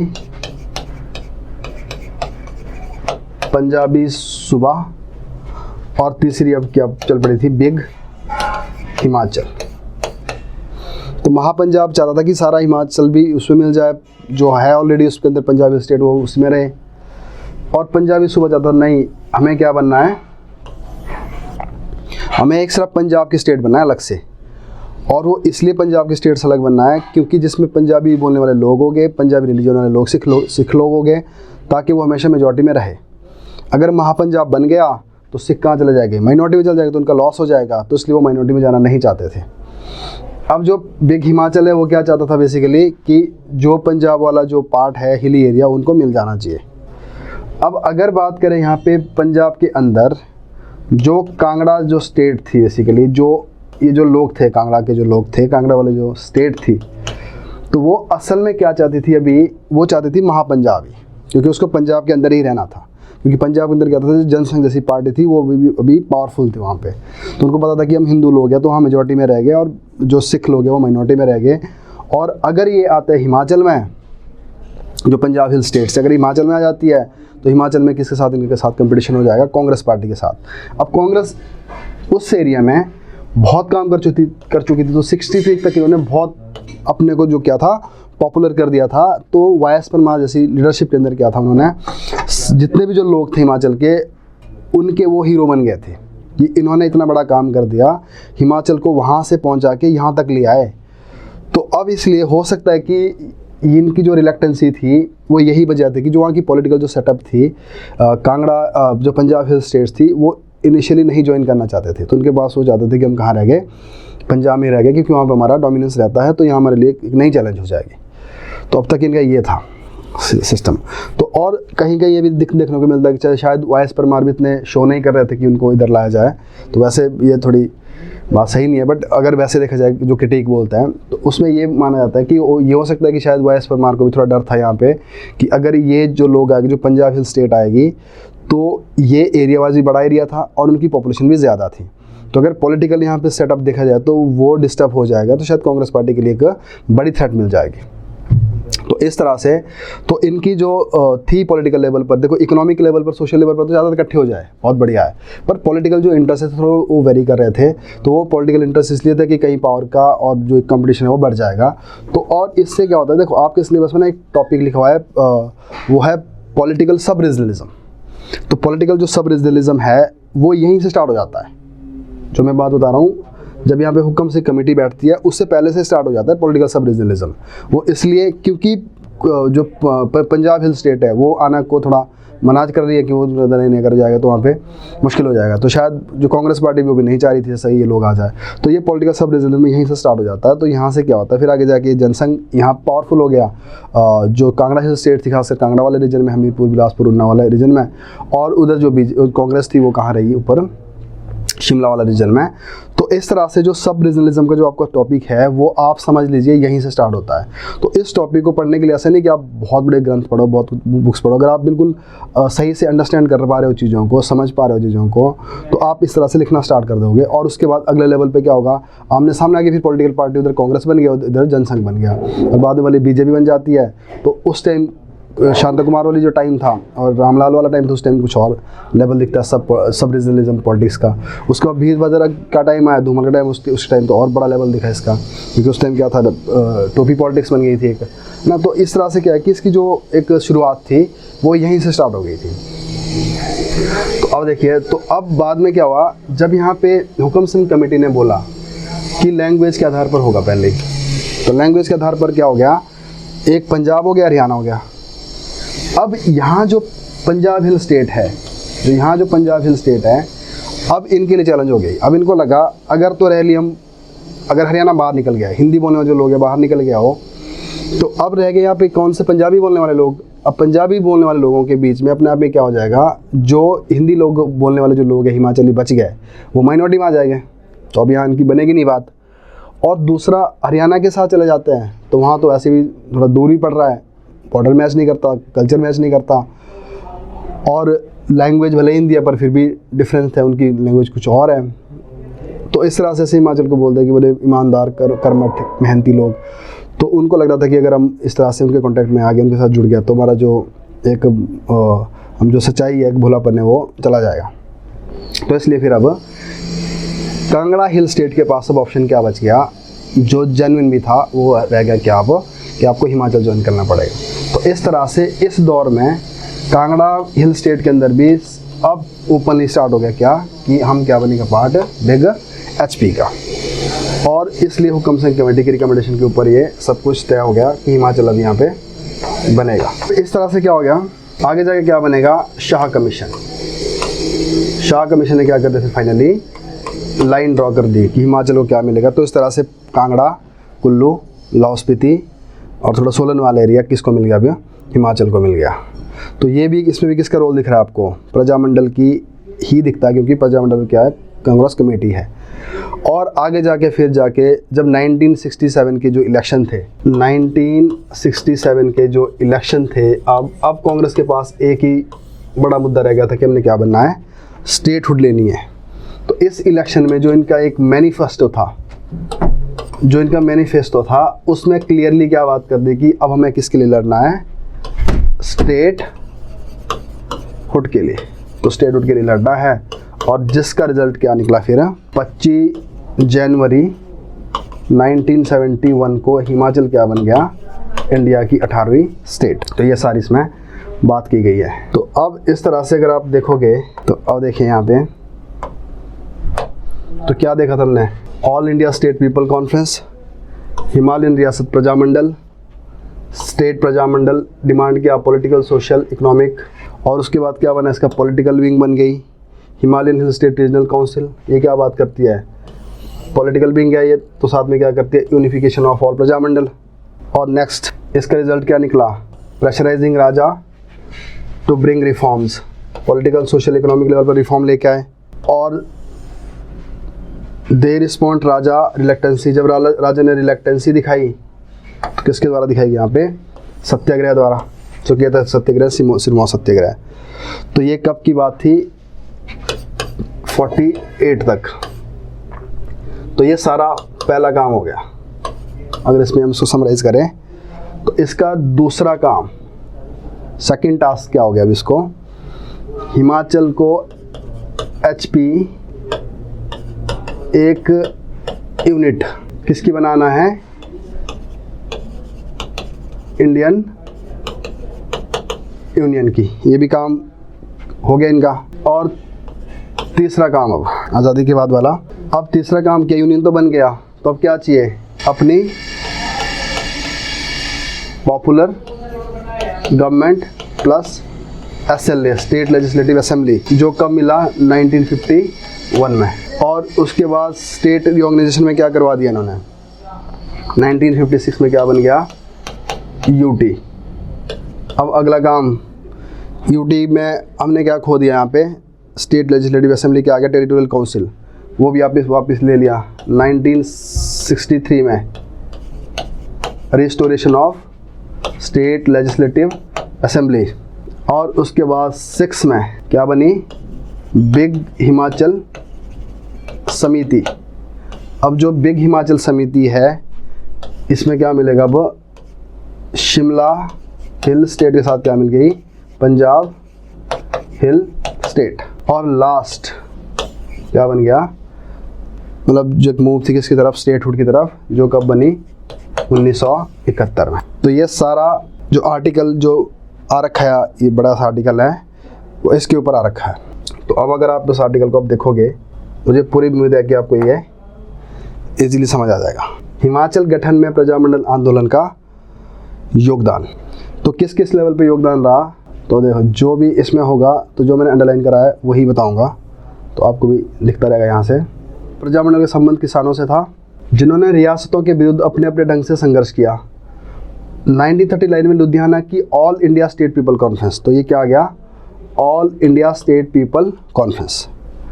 वैसे तो बना था 1927 में, पर 27 के बाद जो हिमाचल के जो लोग थे वो इसमें इतना ज़्यादा नहीं जाते थे। तो 39 में क्या हुआ, all India state people conference का अधिवेशन हुआ, जिसमें पहाड़ी राज्यों में प्रजामंडल बनने और इन क्षेत्रों पर विशेष ध्यान देने का निर्णय लिया गया। तो इसमें ये बताया गया कि जो ये सम्मेलन था, इसमें पहाड़ी राज्यों पे क्या होगा, बनेगा अब क्या, प्रजामंडल। और इस पे जो मेन लीडर था वो कौन था, पट्टाभी सिद्धारमैया को इस कार्य का जिम्मा दिया गया। तो ये नेशनल लेवल पर ही बात है कि पहाड़ी राजा बिल्कुल सभी छूते हैं, तो इनको पट्टाभी को बोला कि आप जाइए वहाँ पे भी बनाए इस तरह के। अब देखो इसके थोड़े रिजल्ट में पहले दिखने स्टार्ट हो गए थे। 37 में धामी प्रेम प्रचारणी सभा की बैठक हुई, जिसको क्या बना दिया, धामी प्रजामंडल। तो यहाँ से कुछ स्टार्ट हुआ।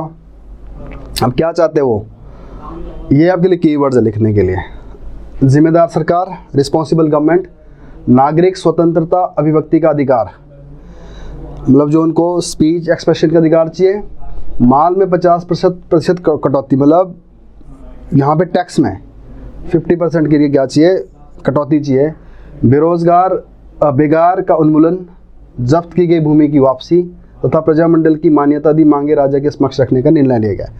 तो राजा के सामने वही जो मैं बोला था, पॉलिटिकल सोशल इकोनॉमिक डिमांड रखी, राजा मानेगा ठीक है, नहीं मानेगा तो उसके अगेंस्ट फिर कार्रवाई की जाएगी। तो पिछले 3 वर्षों से लगातार किसानों की फसलें खराब हो रही थी, तो उनको बात बन नहीं रही थी। तो हिमाचल में एक बात और हो गई थी, अब कैपिटल बनने के बाद हिमाचल में क्या था, जो राष्ट्रीय जो नेता थे वो हिमाचल में आते रहते थे, तो उसका भी फायदा हो गया। अब जो राजाओं की बात नहीं माननी है, तो उसको फोर्स कौन दे रहा है, प्रजामंडल दे रहा है। तो लोग क्या करेंगे, राजाओं की बात नहीं मानेंगे, तो उसकी जो एक उन्होंने तरीका लगाया, जो सिरमौर, बुशहर और मंडी में फेमस था, होता धूम मूवमेंट।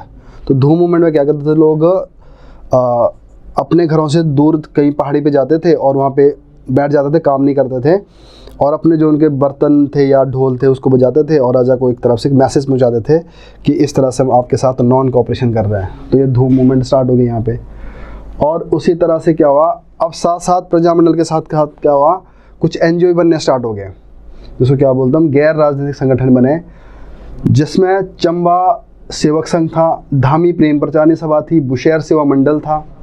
शुरुआती में ये सब संगठन सामाजिक संस्थाएं थी, परंतु 1931 के आसपास ये संस्थाएं संस्कृति को सामाजिक गतिविधियों के अलावा राजनीतिक गतिविधियों में आ गई। तो पहले क्या थी, सिर्फ सोशल एंड कल्चरल लेवल पे पार्टिसिपेट करती थी, और अब जगह क्या हो गया, जब प्रजामंडल की एक्टिविटी बढ़ी तो ये भी इनके साथ मिल लिए। अब इसके बाद और क्या क्या इसके अंदर बता रखा है, तो प्रजामंडल इस तरह से रियासतों में जनतांत्रिक जो चेतना थी आगे लोगों के अंदर, एक पता लगे कि अवेयर हो गए लोग कि इस तरह की भी कुछ चीज़ें हो सकती हैं।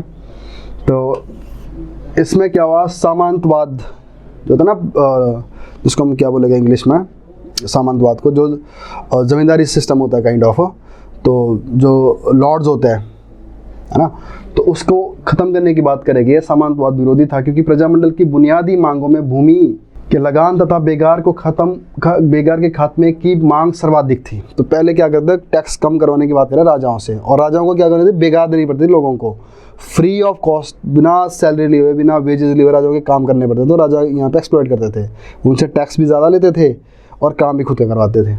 तो ये सब उनके, तो इस तरह से सामाजिक, आर्थिक एवं रहन सहन की कठिनाइयों के कारण वहाँ पे जो उनके बर्बरता, मतलब कठोर टैक्स, इस सब के लिए वो लड़ रहा है प्रजामंडल।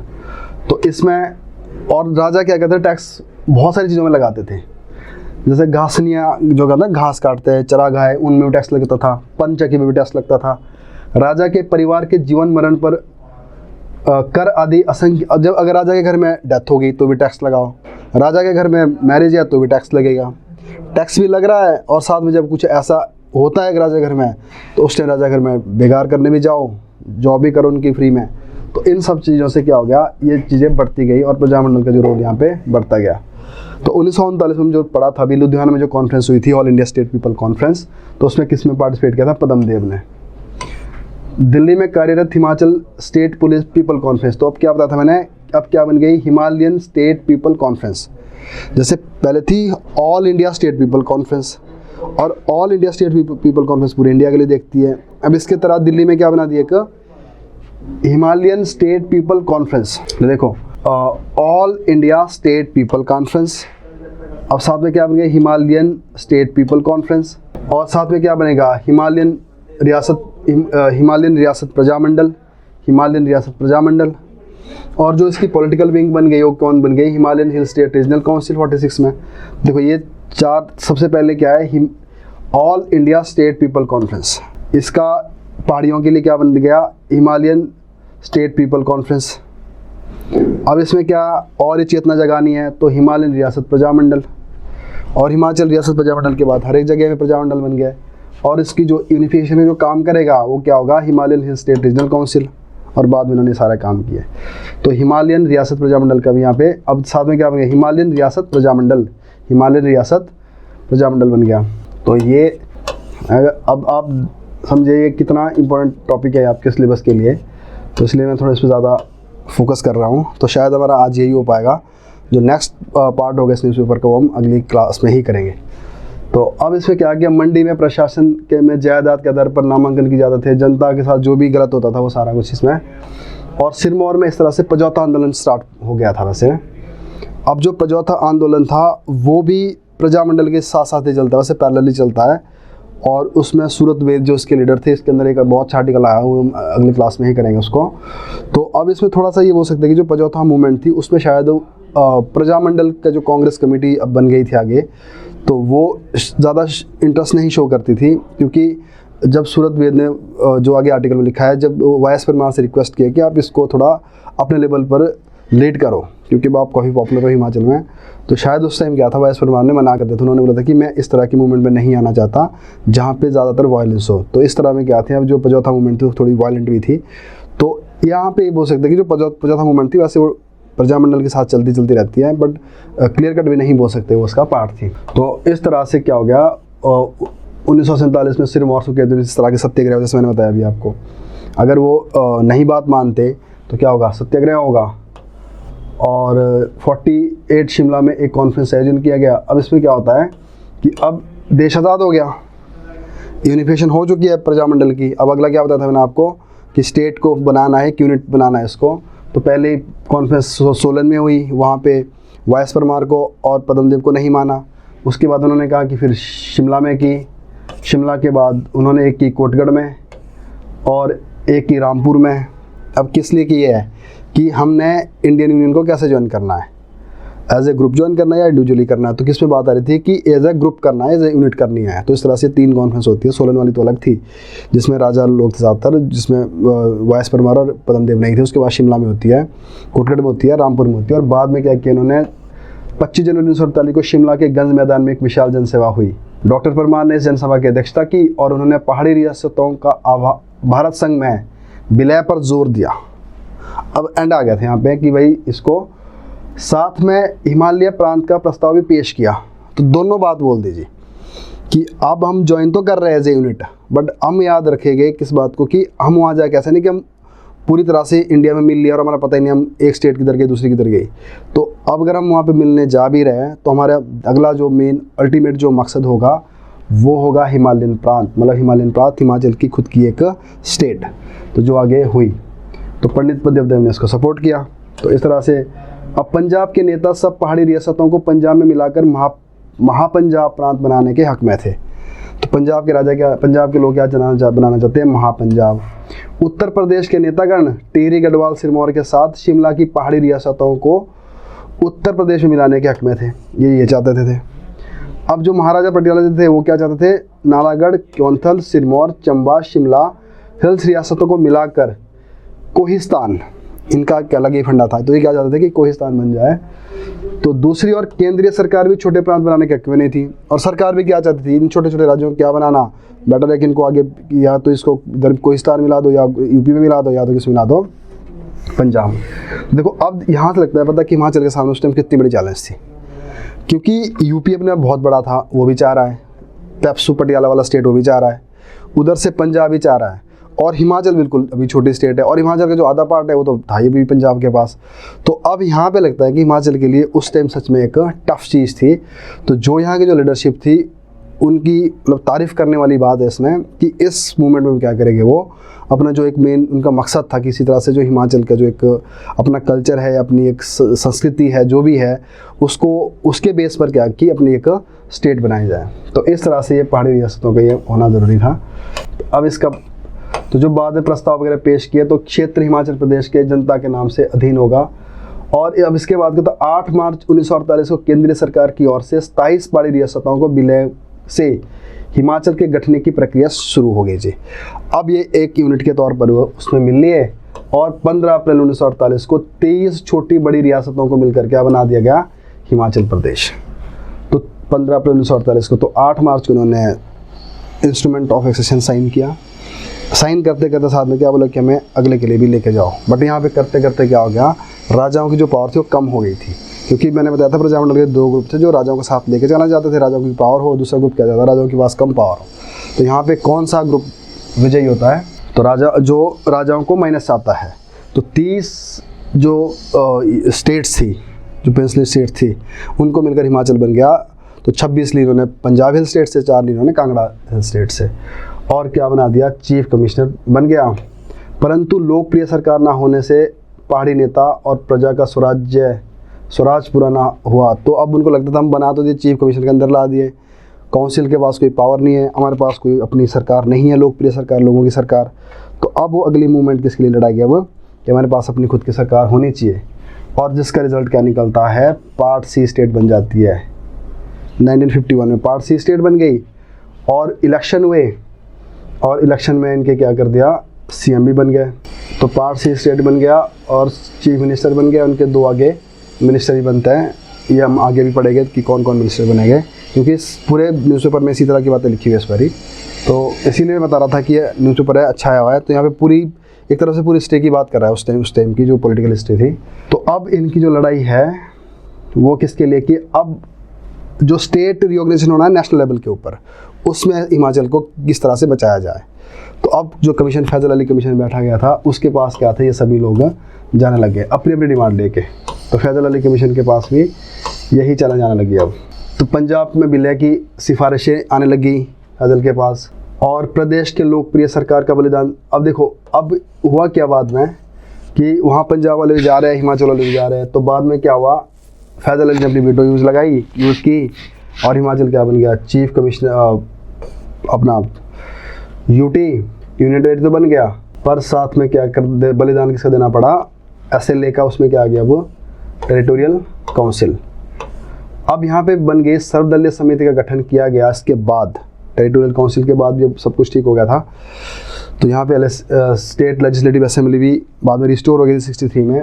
अब क्या होगा, एक अगला जो इनका काम होगा, विशाल हिमाचल समिति बनाई गई। अब विशाल हिमाचल समिति में क्या था, जितनी भी पॉलिटिकल पार्टी थी सभी का एक ग्रुप था ये। तो इस विशाल जो समिति थी, इसके एफर्ट से 1 जुलाई 1963 को हिमाचल प्रदेश लोकप्रिय सरकार फिर वापस आ गई, मतलब SLA फिर आ गई। टेरिटोरियल काउंसिल को हटा के फिर क्या बन गया, SLA बन गया। और बाद में क्या बताया था मैंने आपको, जो कमीशन बैठता है आगे जाके, हुक्म सिंह कमीशन, तो उसने क्या बोल दिया, पहाड़ी राज्यों को मिला दो, कांगड़ा, कुल्लू, लाहौल स्पीति, शिमला, उन्ना, नालागढ़, डलहौजी, बकलौ, ये सारे कहाँ से मिले? अब पंजाब हिल स्टेट से, हिमाचल के अंदर। अब 1967 में हिमाचल प्रदेश कांग्रेस कमेटी ने अपने चुनाव घोषणा पत्र में, अब लास्ट मुद्दा था इनके पास किस तरह का, कि अब हमें क्या चाहिए, हिमाचल को पूर्ण राज्य मिलना चाहिए। तो 67 में राज्य की बात की और 24 जनवरी 1968 को प्रदेश विधानसभा में सर्वसम्मति से पूर्ण राज्य प्रदान करने का प्रस्ताव पारित किया गया। तो एक HS में क्वेश्चन भी आ रखा है कि इस मूवमेंट पे 2-3 स्टेजेस क्या थी इसको हिमाचल का दर्जा मिलने में। तो इसमें शायद इस तरह से पूछा था वाइस परमार का क्या रोल था। तो पहले रोल तो यही आ गया कि पहले क्या कर दिया उन्होंने कि अपना मैनिफेस्टो में लिखा, फिर अपनी असेंबली से पास करवाया, फिर इंडियन पार्लियामेंट से पास करवाया, फिर इंदिरा गांधी को यहाँ पे बुला के बोला कि अब आप क्या करिए, हमें तुरंत दे दीजिए स्टेटस। तो 31 जुलाई 1970 को प्रधानमंत्री श्रीमती इंदिरा गांधी ने संसद में हिमाचल को पूर्ण राज्य दर्जा देने की घोषणा कर दी थी वहीं पे दिल्ली में। तो इस तरह से 1970 में संसद में स्टेट ऑफ हिमाचल एक्ट पास हुआ। तो स्टेट ऑफ हिमाचल एक्ट पास हुआ और 25 जनवरी को इंदिरा गांधी जी खुद यहाँ आए और हमें राज्य का स्टेटस दिया, कौन सा, 18वां राज्य बन गया। तो अब देखिए आप, तो ये सारा रोल किसका है, प्रजामंडल का। तो मैंने अपनी तरफ से आपको पूरी कोशिश कर दी इसको समझाने के साथ, इसको पूरे टॉपिक को। तो अब हम अगर देखते हैं इसकी जो बात है हिस्ट्री में, तो एक तो प्रजामंडल का रोल क्या रहा है वो भी आपका क्वेश्चन बनता है। दूसरा क्वेश्चन बनता है पॉलिटिकल हिस्ट्री, ये भी इसका टॉपिक भी आपका कवर हो गया इसके अंदर। अब एक सवाल है जो 2 बारी में से 20 मार्क्स का पूछा गया है, वो ये पूछा गया है कि 48 से लेकर 71 तक हिमाचल की जो जर्नी रही है टुवर्ड स्टेटहुड वो क्या थी। तो ये सारा ही लिखोगे आप इसमें। तो सब कुछ इसके अंदर है जो मैंने आपको डिस्कस किया आपके साथ, और जो हमारी मेंस वाली बुक है उसमें भी डिस्कस है ये। तो अगर आप अभी इसको पढ़ते हो इसके बाद तो आपके लिए आसान हो जाएगा। तो एक तो आपके बड़े लेवल पर 3 टॉपिक कवर हो गया। तो इस टाइम की पॉलिटिकल हिस्ट्री और इस टाइम का प्रजामंडल का पूरा काम, क्योंकि प्रजामंडल आपके सिलेबस में है, और इस टाइम की जो हिमाचल की स्टेटहुड बनने की तरफ एक जर्नी जिस पे क्वेश्चन पूछा गया है। तो ये अगर आप पिछले पेपर उठाओगे तो उसमें से क्वेश्चन हर बारी पूछता है और पूछते ही 20 नंबर का है। तो ये सारा आपका इसमें कवर हो गया। और इनडायरेक्टली आपका इसमें कवर होता है सिलेबस का पार्ट कौन सा, पॉलिटिक्स ऑफ सब रीजनलिज्म इन हिमाचल प्रदेश, वो भी आपका होगा। और उसके बाद आते हैं क्वेश्चन, छोटे छोटे क्वेश्चन 4-4 नंबर। जैसे आपसे पूछ लिया बिग हिमाचल समिति क्या थी, और आपसे पूछ लिया कि वाई.एस. परमार का क्या कंट्रीब्यूशन रहा है स्टेटहुड की तरफ, तो वो भी आप लिख सकते हो, है ना। तो इस तरह के जो इसके अंदर में से जो छोटे छोटे क्वेश्चन निकलते हैं वो भी बन जाते हैं कि प्रजामंडल का पॉलिटिकल रोल क्या रहा है, प्रजामंडल का एग्रेरियन रिफॉर्म में क्या रहा है, और प्रजामंडल का सोशल रिफॉर्म में क्या रहा है ना। तो इस तरह से क्या है कि ये अपने आप में एक कंप्लीट एस्पेक्ट है उसका, जहाँ पे हम जा रहे हैं स्टेटहुड की तरफ। तो इसलिए मैंने आपको ये आर्टिकल मतलब इतने डिटेल में करवाया है। तो अब आप क्या करोगे, आपके पास 2-3 चीज़ें, या जैसे हमारी एक प्रीलिम्स की बुक है, अगर आप उससे पढ़ना चाहते हो, उसमें एक चैप्टर है, 6 चैप्टर है उस किताब में, एडमिनिस्ट्रेटिव हिस्ट्री, वहाँ से भी पढ़ सकते हो आप। और जो हमारी मेंस वाली बुक है उसके अंदर ये चैप्टर होगा कि जिसमें लिखा होगा पॉलिटिकल हिस्ट्री, तो उसके अंदर ही है बीच में ये एग्रेरियन रिवोल्ट भी है, उसमें प्रजामंडल के काम भी लिखे हुए हैं, तो उसके साथ भी पढ़ सकते हो।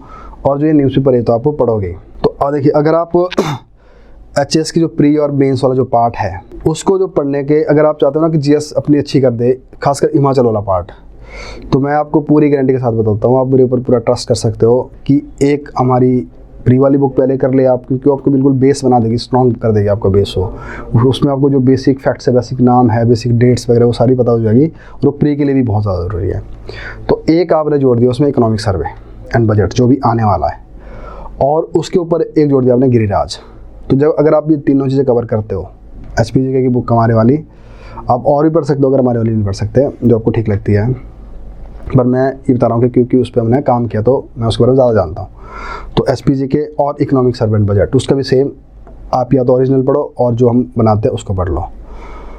और तीसरा जो है गिरिराज। तो गिरिराज का भी है कि अगर आप मेरे साथ पढ़ रहे हो, वैसे तो मैं सारा कवर कर लेता हूँ, चाहे तो आप इसके नोट्स बना सकते हैं साथ साथ में। और ये 3 चीज़ें हो गई ना आपकी, ये बिल्कुल आपकी एक फाउंडेशन क्या मतलब उसके ऊपर भी एक लेवल आपका स्ट्रॉन्ग कर देगी। और उसके ऊपर आप पढ़ लो मेंस की बुक हमारे वाले, और साथ में पढ़ लो प्रीवियस ईयर क्वेश्चन, और साथ में अपना सिलेबस के साथ इसको रिलेट कर दो, तो एचपी में आपको कभी भी प्रॉब्लम नहीं आएगी। और अगर इसके बावजूद भी अगर आपको लगता है कि मटेरियल की कमी है, तो वो तो अपने आप में उधर एक बीमारी है। ये सबको जो तैयारी करते हैं उनको लगता ही ऐसे है कि हमें और मटेरियल की तरफ जाना चाहिए, शायद इसमें नहीं होता। और दूसरा जो अच्छे से अपना टाइम और एनर्जी बचाना चाहता है, तो उसके लिए इतना है कि वो मिनिमम रिसोर्सेज को पढ़े, और इन रिसोर्सेज को क्या करें, आप एक दूसरे के साथ इनको रिलेट करना स्टार्ट कर दे, तो वो ज़्यादा ज़रूरी। तो जैसे भी मैंने बताया, देखो जो अभी सिरमौर में जो शी हट वाला प्रोग्राम था, उसके अंदर कितनी सारी चीज़ें जुड़ी हुई है।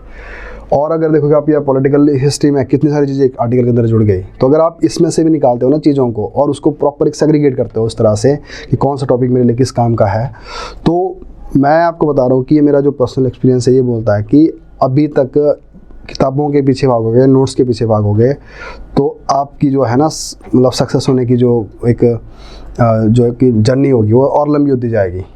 तो बेस्ट ये है कि, तो जैसे मैंने बताया, प्री के लिए कोई भी पढ़ लो, आप हमारी पढ़ लो, और साथ में इकोनॉमिक सर्वे पढ़ लो, साथ में गिरिराज पढ़ लो, एक टेस्ट सीरीज़ कर लो, ठीक है जी। तो और प्रीवियस ईयर क्वेश्चन कर लो।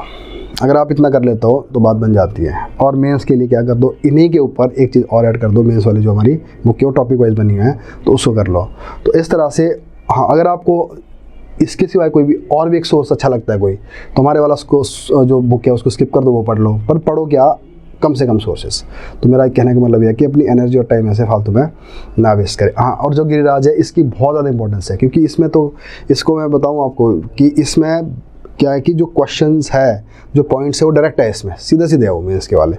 और अब इसके बाद इसको अगर आप स्ट्रॉन्ग हो जाएगा, आपका इकोनॉमिक सर्वे और ज़्यादा स्ट्रॉन्ग हो जाएगा। तो यहाँ पे तो ये आर्टिकल हमारा हो गया है। तो एक आर्टिकल करने की कोशिश और करेंगे, और उसके बाद जो बचेंगे आर्टिकल वो हम आगे करेंगे। तो अब इसमें तो हमने भी इसमें क्या देखा है, तो चलो बेसिक सी बात है कि जो हमने जो पहले वाले न्यूज़ थी, तो ये तो बेसिक से इसको आप छोड़ दो पढ़ना।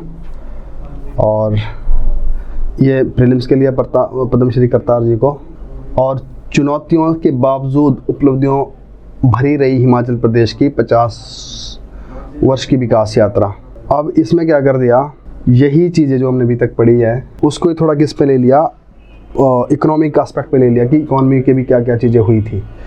तो अगर देखोगे आप इस आर्टिकल को, अगर मैं थोड़ा दिखाऊँ आपको इसमें, तो इसमें वही बात है, वैसे तो रिपीट ही होगी, इसलिए वो जो मेन आर्टिकल था वही मैंने करवा दिया आपको। तो अब इसमें क्या है कि जो बातें रिपीट है वही है। 15 अप्रैल 1948 को 30 रियासतें बनी, पंजाब हिल स्टेट तथा शिमला हिल स्टेट को मिलाकर ऐसा कुछ हुआ था।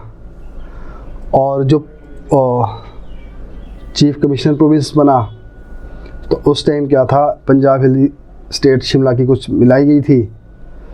फिर पार्ट सी बना, NC मेहता को पहला चेयरमैन बनाया गया। तो ये उस टाइम क्या था, 23 तहसीलें बनाई गई थी। 54 में से बिलासपुर बनाया गया, क्योंकि बिलासपुर भी क्या था उस टाइम, जैसे हिमाचल एक चीफ कमिश्नर प्रोविंस बनाया, वैसे अलग से बिलासपुर को एकदम से हिमाचल में नहीं मिलाया गया, उसको बाहर ही रखा, क्योंकि उसकी कुछ और वजह थी। वहाँ के बाखनागढ़ डैम बन रहा था, और बिलासपुर जो राजा था आनंद चंदू भी शायद उतना इंटरेस्ट नहीं शो करा था उस टाइम हिमाचल में मिलने के लिए। तो वो तो ज़्यादा था पंजाब मिल जाए तो पाकिस्तान में मिल जाए, तो इस तरह से और बाद में क्या कर दिया, 54 में इसकी 1 जुलाई 1954 में इसको भी मिला लिया गया हिमाचल में। और केंद्र सरकार के गठन के लिए सरकार ने अपना संघर्ष जारी रखा, फिर से वही बात। तो फिर बाद में 52 में क्या हुआ, इलेक्शन हुए, तो वाईएस परमार बन गया प्राइम मिनिस्टर, चीफ मिनिस्टर।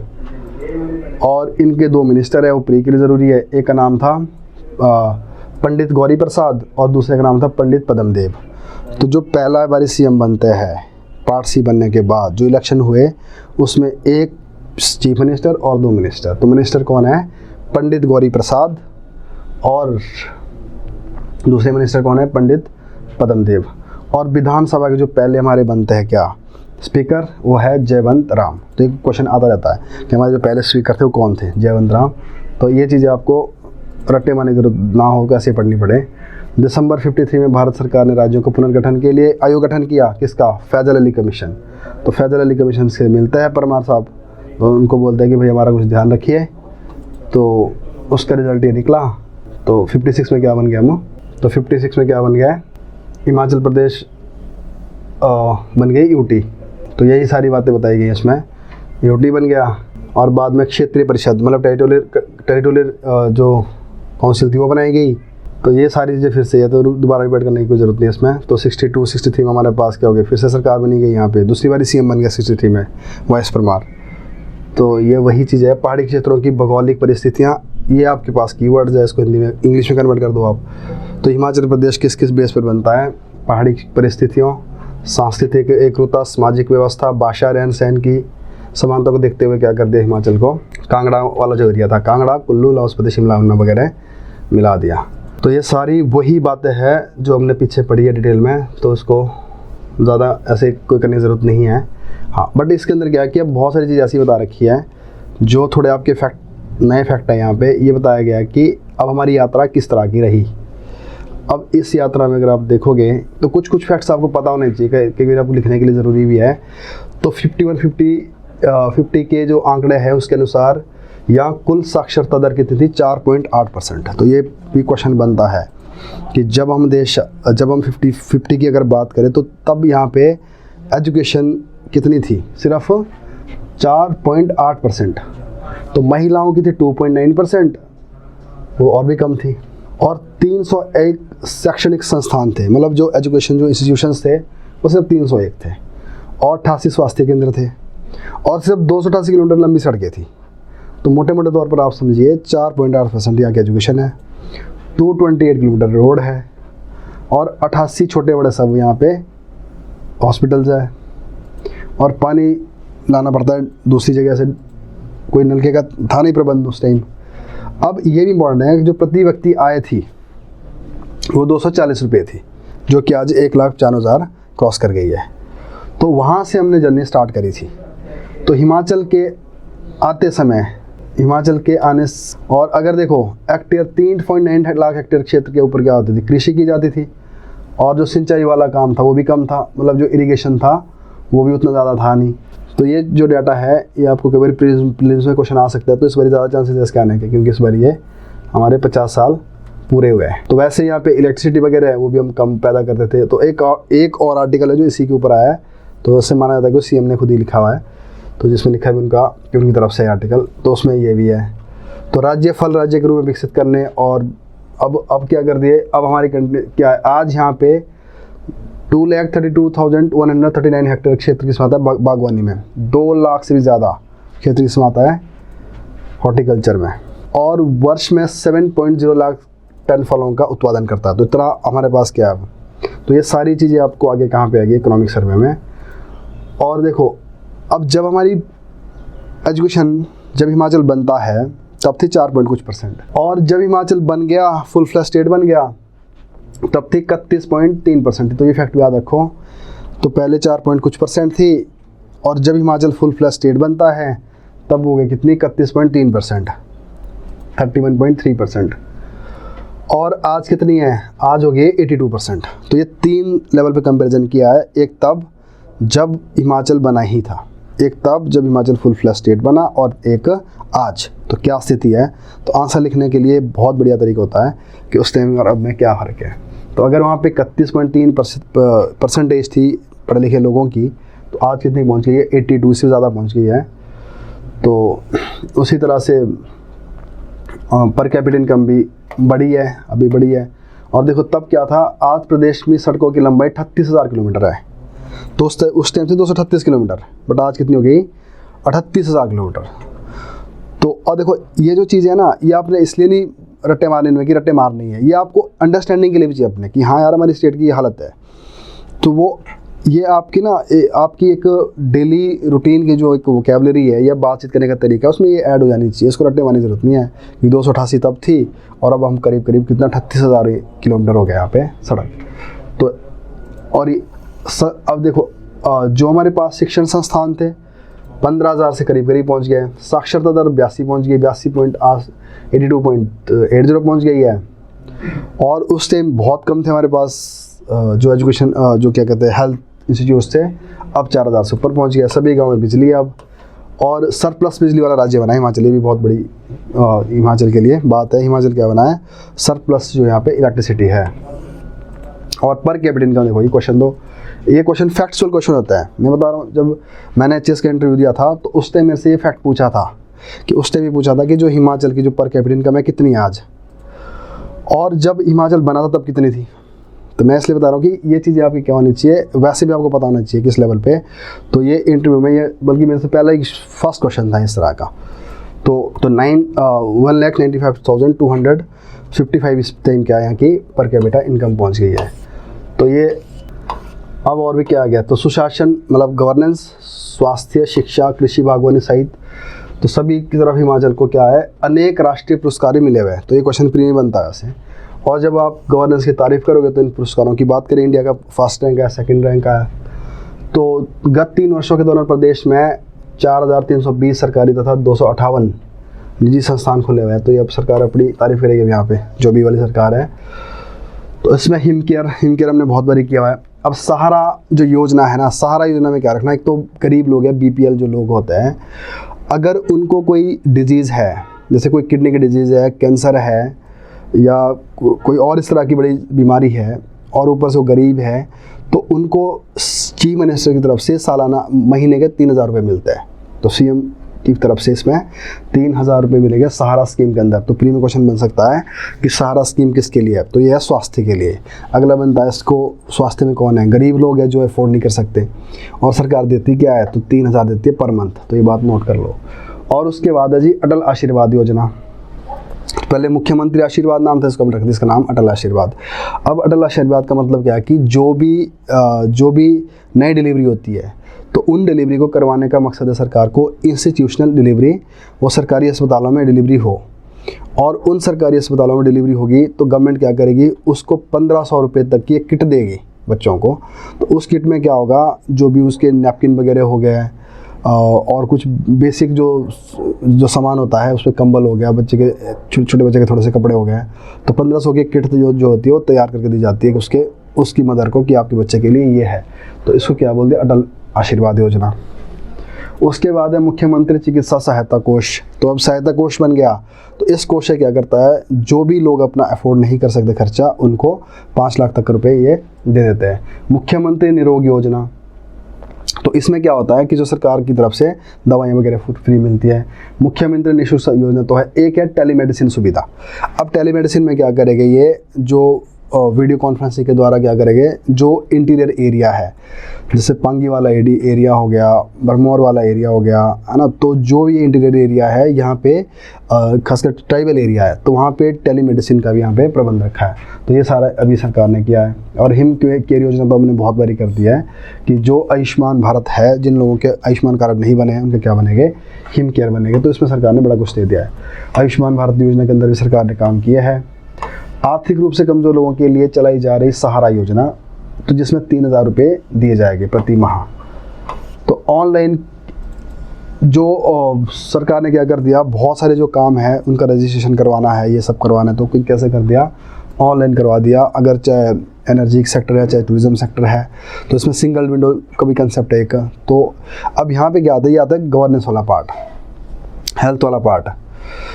और जैसे क्या था कि जो हमारी पॉपुलेशन है उसका क्वालिटेटिव एस्पेक्ट क्या है, तो ये गवर्नेंस इसमें सारा आएगा। और हिमाचल क्या करना है, टूरिज़्म के साथ साथ क्या कर रहा है, सिनेमा उद्योग के लिए एक पॉलिसी बन रही है। तो हिमाचल क्या कर रहा है, एक पॉलिसी बना रहा है जिसमें जो फिल्म इंडस्ट्री है वो आके यहाँ पे अपनी जो शूटिंग वगैरह करते हैं, वहाँ पे अपने जो प्रोजेक्ट चलाते हैं, उनको भी अट्रैक्ट करेगा ताकि वहाँ से पैसा मिलेगा। और अभी क्या किया सीएम साहब ने, ग्लोबल इन्वेस्टमेंट मीट का सफल आयोजन करके, जिसमें 96,720 करोड़ रुपए का निवेश और 703 समझौता ज्ञापन हुए, मेमोरेंडम ऑफ अंडरस्टैंडिंग हुए साइन, कितने, 703।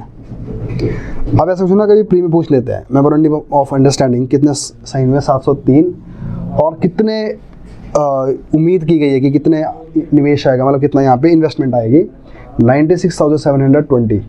तो ये सब कुछ करके अभी तक इन्होंने छोटा मोटा काम इस पर कर भी लिया है। तो अब इस इन्वेस्टमेंट मीट से क्या होगा कि जो हमारा इंडस्ट्रियल सेक्टर है उसको थ्रस्ट मिलेगा, टूरिज्म वाला है उसको मिलेगा।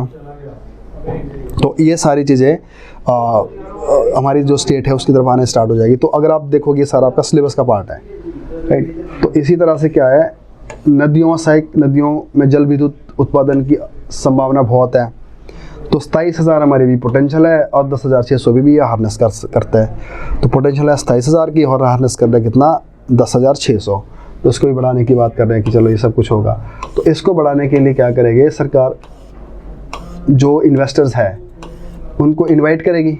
अब इनको इनवाइट करने के लिए क्या कर रही है सरकार, एक कनक्लेव बुलाई है, मतलब एक मीटिंग टाइप बुलाई है। तो वो शिमला में एक पावर कनक्लेव एक मीटिंग टाइप थी, उसको इनवाइट किया और जिसमें बताया गया 2927 मेगावाट क्षमता की जल विद्युत परियोजनाओं के लिए 10 जो मेमोरेंडम ऑफ अंडरस्टैंडिंग है वो ये EOUs जो साइन किए जाएंगे। तो उसके बाद है जी कुल्लू और शिमला में स्थित लुहरी चरण, जो लुहरी प्रोजेक्ट है, तो यहाँ के इकोनॉमिक सर्वे में आते रहेंगे इस तरह से, तो उनको तैयार कर दो। और प्राकृतिक सौंदर्य के लिए, मतलब टूरिज्म के लिए हिमाचल क्या करेगा, एशिया विकास स्टेट बैंक द्वारा, ये बात ध्यान से सुनना यहाँ पे, एशिया विकास स्टेट बैंक द्वारा वित्त पोषित 1892 करोड़ रुपए की ट्रेंच 2 पर्यटन विकास परियोजना को स्वीकृति प्राप्त हो चुकी है जी। अब ये क्या बोल रहे हैं जी, ये भी मैं बता रहा हूँ आपको, ये भी मेरे से क्वेश्चन पूछा गया था उस टाइम इंटरव्यू में, फैक्ट पूछा था कि उस टाइम ये चीज़ चली हुई थी कि उस टाइम क्या था कि हिमाचल में टूरिज़्म को कैसे बढ़ाओगे आप। तो मैंने उनको बोला कि टूरिज़्म को बढ़ाने के लिए क्या हमें सबसे पहले इन्वेस्टमेंट चाहिए, पैसा चाहिए। तो बोलते कि अभी पैसा तो आया है, बताओ कहाँ से वो फंड आया है। तो मेरे को उस टाइम ये तो मेरे को याद था एशियन डेवलपमेंट बैंक कर रहा है इसको, बट ये नहीं पता था कि कितना था। तो वो एक्चुअली क्या सुनना चाहते थे, ये वाली फिगर। तो 1892 करोड़ की यहाँ पे कौन फंड करा है, मैं एशियन डेवलपमेंट बैंक, जो किसके लिए काम करेगा, हम टूरिज़्म को बढ़ाने के लिए। अब इस टूरिज़्म को के लिए क्या करते हैं, उन्होंने 3 ट्रेंच बना दिए, मतलब उस पैसे को 3 पार्ट में बांट लिया। तो अब पहले ट्रेंच में क्या कर दिया, एक एरिया डिसाइड कर दिया कि हम इनमें पैसा खर्च करेंगे। वो पैसा आया, लगाया, खर्च कर दिया और वो हमारा जो मिशन था पूरा भी हो गया। फिर दूसरे में नहीं गए, फिर दूसरा ना स्टार्ट करके हमने क्या कर दिया, तीसरा स्टार्ट कर दिया। और जो तीसरा जो ट्रेंच है, जो एरियाज़ है उसमें सिलेक्ट किए हुए एरिया है, वो तीसरा ट्रेंच में भी क्या कर दिया, उसको भी स्टार्ट किया और उसको भी क्लोज कर दिया और उसमें भी सक्सेस मिल गई है। अब तीसरे से अब कौन सा बच गया, दूसरा। तो अब हमने क्या कर दिया कि अब दूसरा स्टार्ट करना है, अब इसके बाद 2020-22 के बाद। तो ये है एशियन डेवलपमेंट बैंक द्वारा जो हमें फ़ंड मिल रहा है, जो फंड की जो लागत है वो है 1892 करोड़। और इस पैसे को हम क्या करेंगे, अपना जो टूरिज़्म सेक्टर है उसमें जो मेन फोकस किया गया है इंफ्रास्ट्रक्चर डेवलपमेंट के लिए। अब इंफ्रास्ट्रक्चर डेवलपमेंट क्या हो सकता है, सड़क बनाई जा सकती है, हट्स बनाया जा सकता है ना, और वहाँ पे अगर कोई स्पोर्ट्स एक्टिविटीज़ वाला कोई काम है वो किया जा सकता है।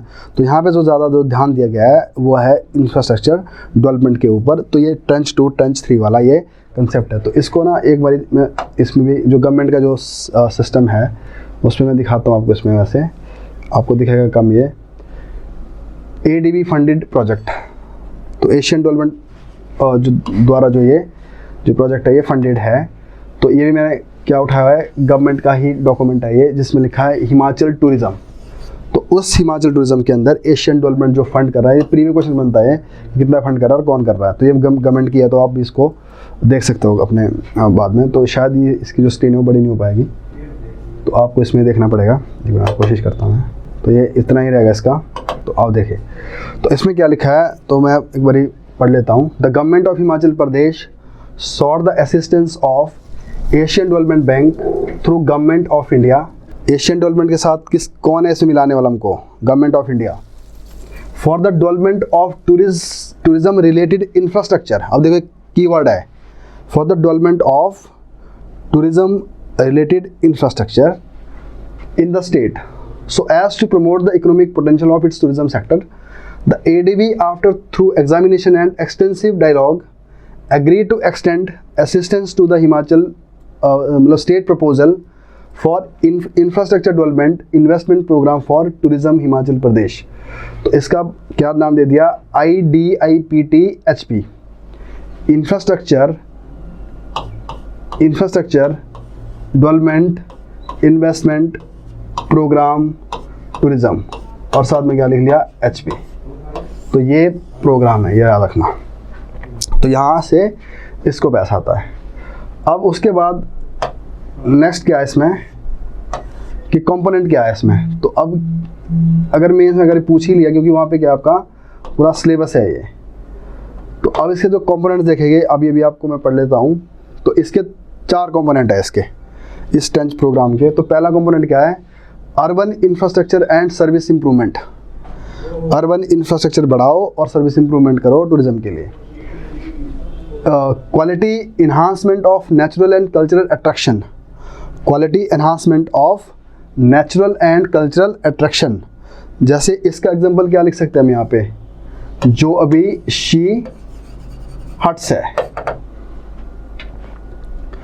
और अगला है कनेक्टिविटी इंप्रूवमेंट। कनेक्टिविटी बढ़ाओ, वहाँ तक लेके जाओ ना, सड़क वगैरह होनी चाहिए।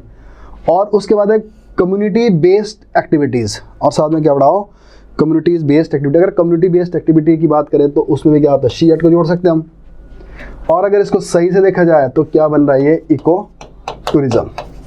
इको टूरिज्म भी हो गया इसके अंदर ही। तो अब ये इसके क्या हो गया, ये ऑब्जेक्ट जो इसके जो मेन जो इसके ऑब्जेक्टिव बोल दो या इसके जो मेन पैरामीटर्स है, तो क्या है, urban infrastructure service urban infra and service improvement. Infra बढ़ाओ, सर्विस बढ़ाओ। Quality enhancement of natural and culture attraction. Natural and cultural attraction. और कनेक्टिविटी को इम्प्रूव कर दीजिए और कम्युनिटी बेस्ड एक्टिविटीज़ कर दिए, तो इको टूरिज्म भी इसके साथ जुड़ गया। तो ये तो हो गया इसका ये काम। अब नेक्स्ट है जी इसी के अंदर, तो अब जो अपना जो ट्रेंच 1 था, तो ट्रेंच 1 इनका स्टार्ट हो गया था। ट्रेंच 1 स्टार्ट हुआ था जुलाई 2011 में। जुलाई 2011 में स्टार्ट हुआ और इसका सब कुछ बन के तैयार हो गया 2018 में। तो 2018 में इसको अप्रूवल मिल गई जी ट्रेंच 1 को। अब नेक्स्ट सवाल है कि इस ट्रेंच 1 में थे क्या क्या चीज़ें थी, कौन कौन से प्रोजेक्ट थे इसके अंदर। तो पहला था circular road 1 kilometre along the Naina Devi. Naina Devi में एक सड़क थी। Car parking in Naina Devi. Integrated parking interpretation centre and tourist amenities complex in Chintpurni and rest sheds toilet facility and view point along with the part of TRC to temple of Chintpurni. Information centre at Pong dam. तो उस वाले एक वाले area में था ये सारा ही। Camping facility with provision of 100 tents including toilet etcetera Pong dam. तो पोंग डैम में कैंपिंग बनाओ, ये बनाओ, सब कुछ बनाओ। तो अब याद होगा आपको ब्यास नदी के पे ये डैम है। जेटी डेवलपमेंट पोंग डैम के, देखो पोंग डैम को कितना टारगेट किया है इसके अंदर। लैंडस्केपिंग, तो ये इस तरह से ये भी पोंग डैम की बात हो गई। और development of forest rest house Ramsar island, तो ये भी है। तो इस तरह से सारा क्या आ गया ट्रेंच 1। तो मैं सारे नहीं पढ़ पाऊंगा, आप खुद देखना इसको। और उसके बाद आ गया ट्रेंच 3। तो ट्रेंच 3 में किसको ज़्यादा इंपॉर्टेंस दे दी गई, टेम्पल्स वगैरह को। तो टेम्पल कहाँ पे, बिलासपुर में हो गया। हिस्टोरिक अर्बन जो प्रेसिंग्स हैं creating heritage circuit Jawali town में, तो कांगड़ा में। तो यहाँ पे टाउन की तरफ आ गए, पहले डैम डूम की तरफ जा रहे थे, टाउन की तरफ आ गए। तो टूरिस्ट कल्चर सेंटर झंझेली में बना दो जी। अब इसके बाद अब आ गया कौन सा, ट्रेंच 3। जो ट्रेंच 3 में है, तो आई थिंक जो ये ट्रेंच 3 वाला पार्ट है, इसमें ज़्यादातर स्पॉट किया गया है जो जैसे शिमला वाला एरिया है उस तरफ की बात कर रहे हैं इसके अंदर। तो ट्रेंच 2 हो चुका है, ट्रेंच 3 हो चुका है। अब कौन सा आ गया, ट्रेंच 3। तो अब देखिए जी यहाँ पे, तो अब क्या बोला है, एशियन विकास बैंक द्वारा वित्त पोषित 1892 करोड़ रुपए की ट्रेंच 2 पर्यटन विकास योजना को स्वीकृति प्राप्त हो चुकी है। इसके अलावा ग्लोबल इन्वेस्टर मीट में भी, जो ग्लोबल इन्वेस्टमेंट मीट हुई धर्मशाला में, उसमें भी बहुत फोकस किया गया कि आप आइए यहाँ पे टूरिज्म के सेक्टर में क्या करिए, ज़्यादा वो करिए, क्या कहते हैं, इन्वेस्टमेंट करिए। नई राहें नई मंजिल स्कीम के तहत 50 करोड़ रुपए व्यय किए जाएंगे। तो नई राहें नई मंजिल में क्या है, बड़े सारे प्रोजेक्ट है, जैसे झंझेली में है, चांशल वैली में है, ये पोंग डैम वाला एरिया हो गया। तो इस तरफ अलग अलग यहाँ पे काम किए जाएंगे। और उसी तरह से ग्रामीणों को जनमंच के लिए, एक मिनट, घर द्वार रोजगार उपलब्ध करवाने के लिए क्या हो गया, मनरेगा हो गया। मनरेगा की काम कर दिया। एक काम इन्होंने और किया है, जो वृद्ध लोग हैं, जो एज्ड लोग होते हैं, उन लोगों को क्या कर दिया कि उनकी बिना इनकम देखे, कि चाहे तुम्हारी जितनी इनकम है, इनकम को एक बार ना बना के उनको बता दिया कि आपको सभी को ही मिल जाएगी पेंशन। और वो एज पहले थी 80 साल, अब कर दियो 70 साल। तो 70 साल से ऊपर जितने बूढ़े लोग हैं उन सभी को किसी भी विदाउट एनी क्राइटेरिया उनको पेंशन मिलेगी। तो कोई सीमा नहीं रखी गई इस तरह से। तो इसकी जो एक्सटेंशन आगे 9 नंबर पेज में है इसी आर्टिकल की, तो मैं दिखा देता हूँ आपको। तो इसका ये अगला पेज नंबर 9 में है। तो ये सारे काम हिमाचल सरकार कर रही है, तो आपके लिए सारे इंपॉर्टेंट है ये। तो अब उसी तरह से आगे क्या हो रहा है, तो पेंशन वगैरह की बात कर रहे थे, तो 70 साल इन्होंने कर दिया उसकी। तो इसके बाद जल जीवन मिशन की बात कर दी। 2019 में जल जीवन मिशन आरंभ हुआ और जिसके द्वारा क्या कर दिया, आज की स्टेट से सभी गाँव में क्या है, प्रॉपर उनको पीने का पानी पहुंचा हुआ है। तो हिमाचल का जो लास्ट गांव भी है ताशीगंग करके है, बड़ी हाइट पे है, तो वहाँ भी क्या है, पानी पहुंचा दिया। और गुणात्मक शिक्षा मतलब क्वालिटी एजुकेशन की बात कर रही है, तो हिमाचल जो न्यू एजुकेशन पॉलिसी है उसको इम्प्लीमेंट करने वाला पहला स्टेट बनने की कोशिश कर रहा है। तो इस टाइम 6 विश्वविद्यालय और 128 कॉलेज है हिमाचल में, और हर घर पाठशाला का कार्यक्रम चला रहे हैं। राज्य में महिलाओं के लिए, महिला सशक्तिकरण के लिए बड़े काम कर रहे हैं। तो ये तो क्वेश्चन बनते हैं, जैसे वंदना योजना, अब ये आप खुद देखना चाहे नोट कर लो। वंदना योजना, मातृत्व वंदना योजना क्या है, थोड़ा टाइम कम है तो मैं डिटेल में नहीं कर पाऊँगा। मुख्यमंत्री कन्यादान योजना क्या है, इनकी आपने करनी है कि ये कब लॉन्च हुई थी और क्या इसका ऑब्जेक्टिव है और कैसे मिलता है। तो 3 बातें याद करनी है आपने, कब लॉन्च हुई थी, डेट, ऑब्जेक्टिव और क्या मिलता है और किसके लिए है, बस 2-3 बातें याद करनी है। मदर टेरेसा सहाय योजना, मातृ संबल योजना, बेटी है अनमोल योजना, बेटी पढ़ाओ बेटी लिखाओ जो योजना है, आंगनबाड़ी वालों को स्मार्टफोन दे दिए। और हिमाचल प्रदेश पहला स्टेट बन गया क्या, धुआं रहित। तो धुएं से बड़े चूल्हे से छुटकारा देने के लिए इन्होंने क्या कर दिया, गैस कनेक्शन देने स्टार्ट कर दिए। तो गृहिणी सुविधा योजना, इसको नोट कर लो, गृहिणी सुविधा योजना क्या है और इसमें क्या मिलता है। तो इसमें गैस के कनेक्शन मिलेंगे, निःशुल्क गैस कनेक्शन। धुआं मुक्त राज्य बनने वाला देश भर में पहला राज्य बन गया हिमाचल। तो यहाँ पे स्मोक फ्री पहला स्टेट। युवाओं के सरकार, अब किसकी बात की गई यहाँ पे, जो युवा लोग हैं उनके लिए क्या है, उनके लिए एक स्कीम है स्वावलंबन योजना। तो अब देखो युवाओं की अगर हम बात करें, एम्प्लॉयमेंट की बात करें, तो विकास कौशल योजना हो गई, वो आपको ज़बान याद रहनी चाहिए, वो विकास कौशल योजना। और जो स्वावलंबन योजना है उसमें क्या है कि जो यूथ लोग हैं उसकी 18 से 35 तक की एज, तो ये प्री के लिए क्वेश्चन बनता है, एक तो यूथ और 18 से 35 उसकी एज। और वो लोग क्या कर सकते हैं, 40 लाख तक का लोन ले सकते हैं, 40 लाख तक का लोन ले सकते हैं। और वो अपना जो सामान होगा वो खरीदने के लिए, कि जो उन्होंने अपना बिजनेस स्टार्ट करना है उसके लिए वो परचेज़ कर सकते हैं। और उसमें क्या होगा, उनको जो उनको मिलेगी सब्सिडी, 25% सब्सिडी मिलेगी उनको, मेल को, और फीमेल को मिलेगी 30%। तो ये चाहे आप नोट कर दो यहाँ पे। तो स्वावलंबन योजना 18 से 35 एज है, 40 लाख तक उनको लोन मिलेगा और 40 लाख तक का वो प्रोजेक्ट मिलेगा उनको, लोन तो क्या बोले, प्रोजेक्ट जो बना सकते हो अपना। और उस 40 लाख में क्या होगा, उनको 25% मेल को सब्सिडी मिलेगी और जो फीमेल होगी उसमें उनको मिलेगी 30%। और जो उन्होंने लोन लेगा उसमें इंटरेस्ट की कमी कितनी होगी, नॉर्मल इंटरेस्ट से कितना कम होगा, 5%। उसमें इंटरेस्ट का जो रेट होगा वो कम होगा। तो यहाँ पे इस तरह से स्वावलंबन योजना भी हो गया कि मुख्यमंत्री स्वावलंबन योजना के तहत। तो ये सारा कुछ हो गया है। ये फिगर आपने याद रखना कि कितना दिया गया है, इतना ज़्यादा याद रखने की ज़रूरत है। तो अब इस तरह से और भी कुछ इसके अचीवमेंट्स हैं। और अब हम कहाँ जा रहे हैं, एग्रीकल्चर की तरफ कहाँ जा रहे हैं हम। एग्रीकल्चर कौन सा होना चाहिए, ऑर्गेनिक। तो उसमें एक स्कीम है प्राकृतिक खेती खुशहाल किसान, प्राकृतिक खेती एंड खुशहाल किसान। और एक इसके लिए ऑर्गेनिक फार्मिंग की बात की, इसको भी आप खुद देखना क्योंकि ये सारा ही सिलेबस का पार्ट है आपके। ये प्रदेश में 2022 तक सभी 9.6 लाख किसान परिवारों को किसके साथ जुड़ने का टारगेट रखा 2022 तक, ऑर्गेनिक फार्मिंग के साथ। तो ये भी एक बहुत बड़ी बात है कि हम ऑर्गेनिक फार्मिंग की तरफ जा रहे हैं। तो ये सरकार इसके लिए सब काम कर रही है। तो इसी के साथ और खेतीबाड़ी को और ज़्यादा अच्छा बनाने के लिए मुख्यमंत्री खेत संरक्षण योजना। तो अब देखिए, अब मैं आपको इसलिए बता रहा हूँ कि जैसे आपको ये भी मेरे से इंटरव्यू में क्वेश्चन पूछा हुआ है। देखो कितने क्वेश्चन को 3 यही मिल गए हैं। तो वो ना ऐसे फैक्चुअल क्वेश्चन पूछ लेते हैं। तो क्वेश्चन ये था जो खेत संरक्षण योजना है क्या चीज़ है। तो खेत संरक्षण योजना क्या है कि जो होते हैं ना जानवर होते हैं जो खेतों के जो फसलें को नष्ट कर देते हैं, तो इसमें क्या कर दिया, जो बाहर से फेंसिंग होती है उसमें थोड़ा सा करंट छोड़ देता है, तो ताकि वो उस करंट के डर से वहाँ नहीं आते। तो वो जो लाइट जो लगाई गई, इसमें जो करंट छोड़ा गया वो सोलर लाइट थी वो, तो सोलर लेवल पर उस पर एनर्जी लगा के उनकी फेंसिंग कर दी, तो जिसकी वजह से क्या होगा, हमारे जो खेत है वो बच जाएंगे।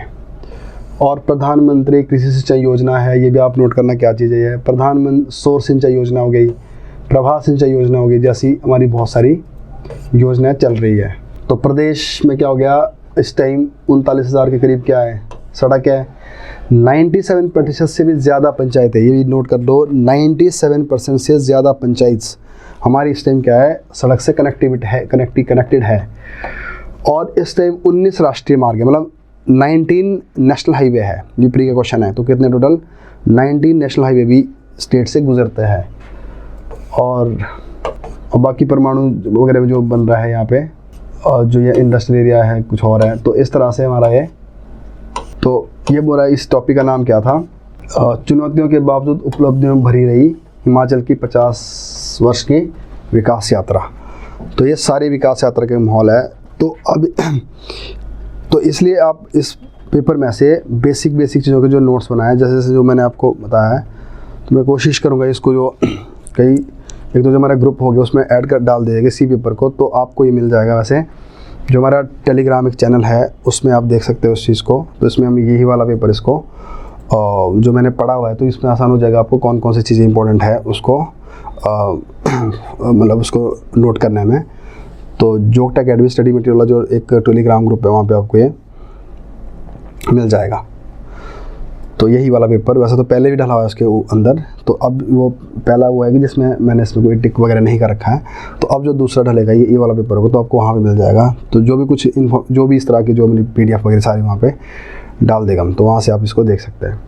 तो अभी जो ये पेपर है हमारा 50% हो चुका है, तो अभी कुछ चीज़ें और है जो मैंने आगे करनी है, तो उसको हम करेंगे नेक्स्ट क्लास में। तो आज टाइम कम है, तो जो भी आपके कुछ और भी इसके रिगार्डिंग कुछ सजेशन हो गए तो आप कमेंट में लिख लेना, तो ताकि हम आगे थोड़ा और इसको इम्प्रूव करें कि जो हमारी सैटरडे वाली जो क्लास है पूरी पब्लिक के लिए सभी के लिए है, तो उसको थोड़ा और बेहतर बनाएंगे आप लोगों के लिए। तो जो भी आपके इस तरह के कुछ सजेशन हो गए जो आप चाहते हो कि इस तरह से कुछ और इम्प्रूवमेंट लाई जाए इसमें, तो आप कमेंट में लिख सकते हो। जो हमारा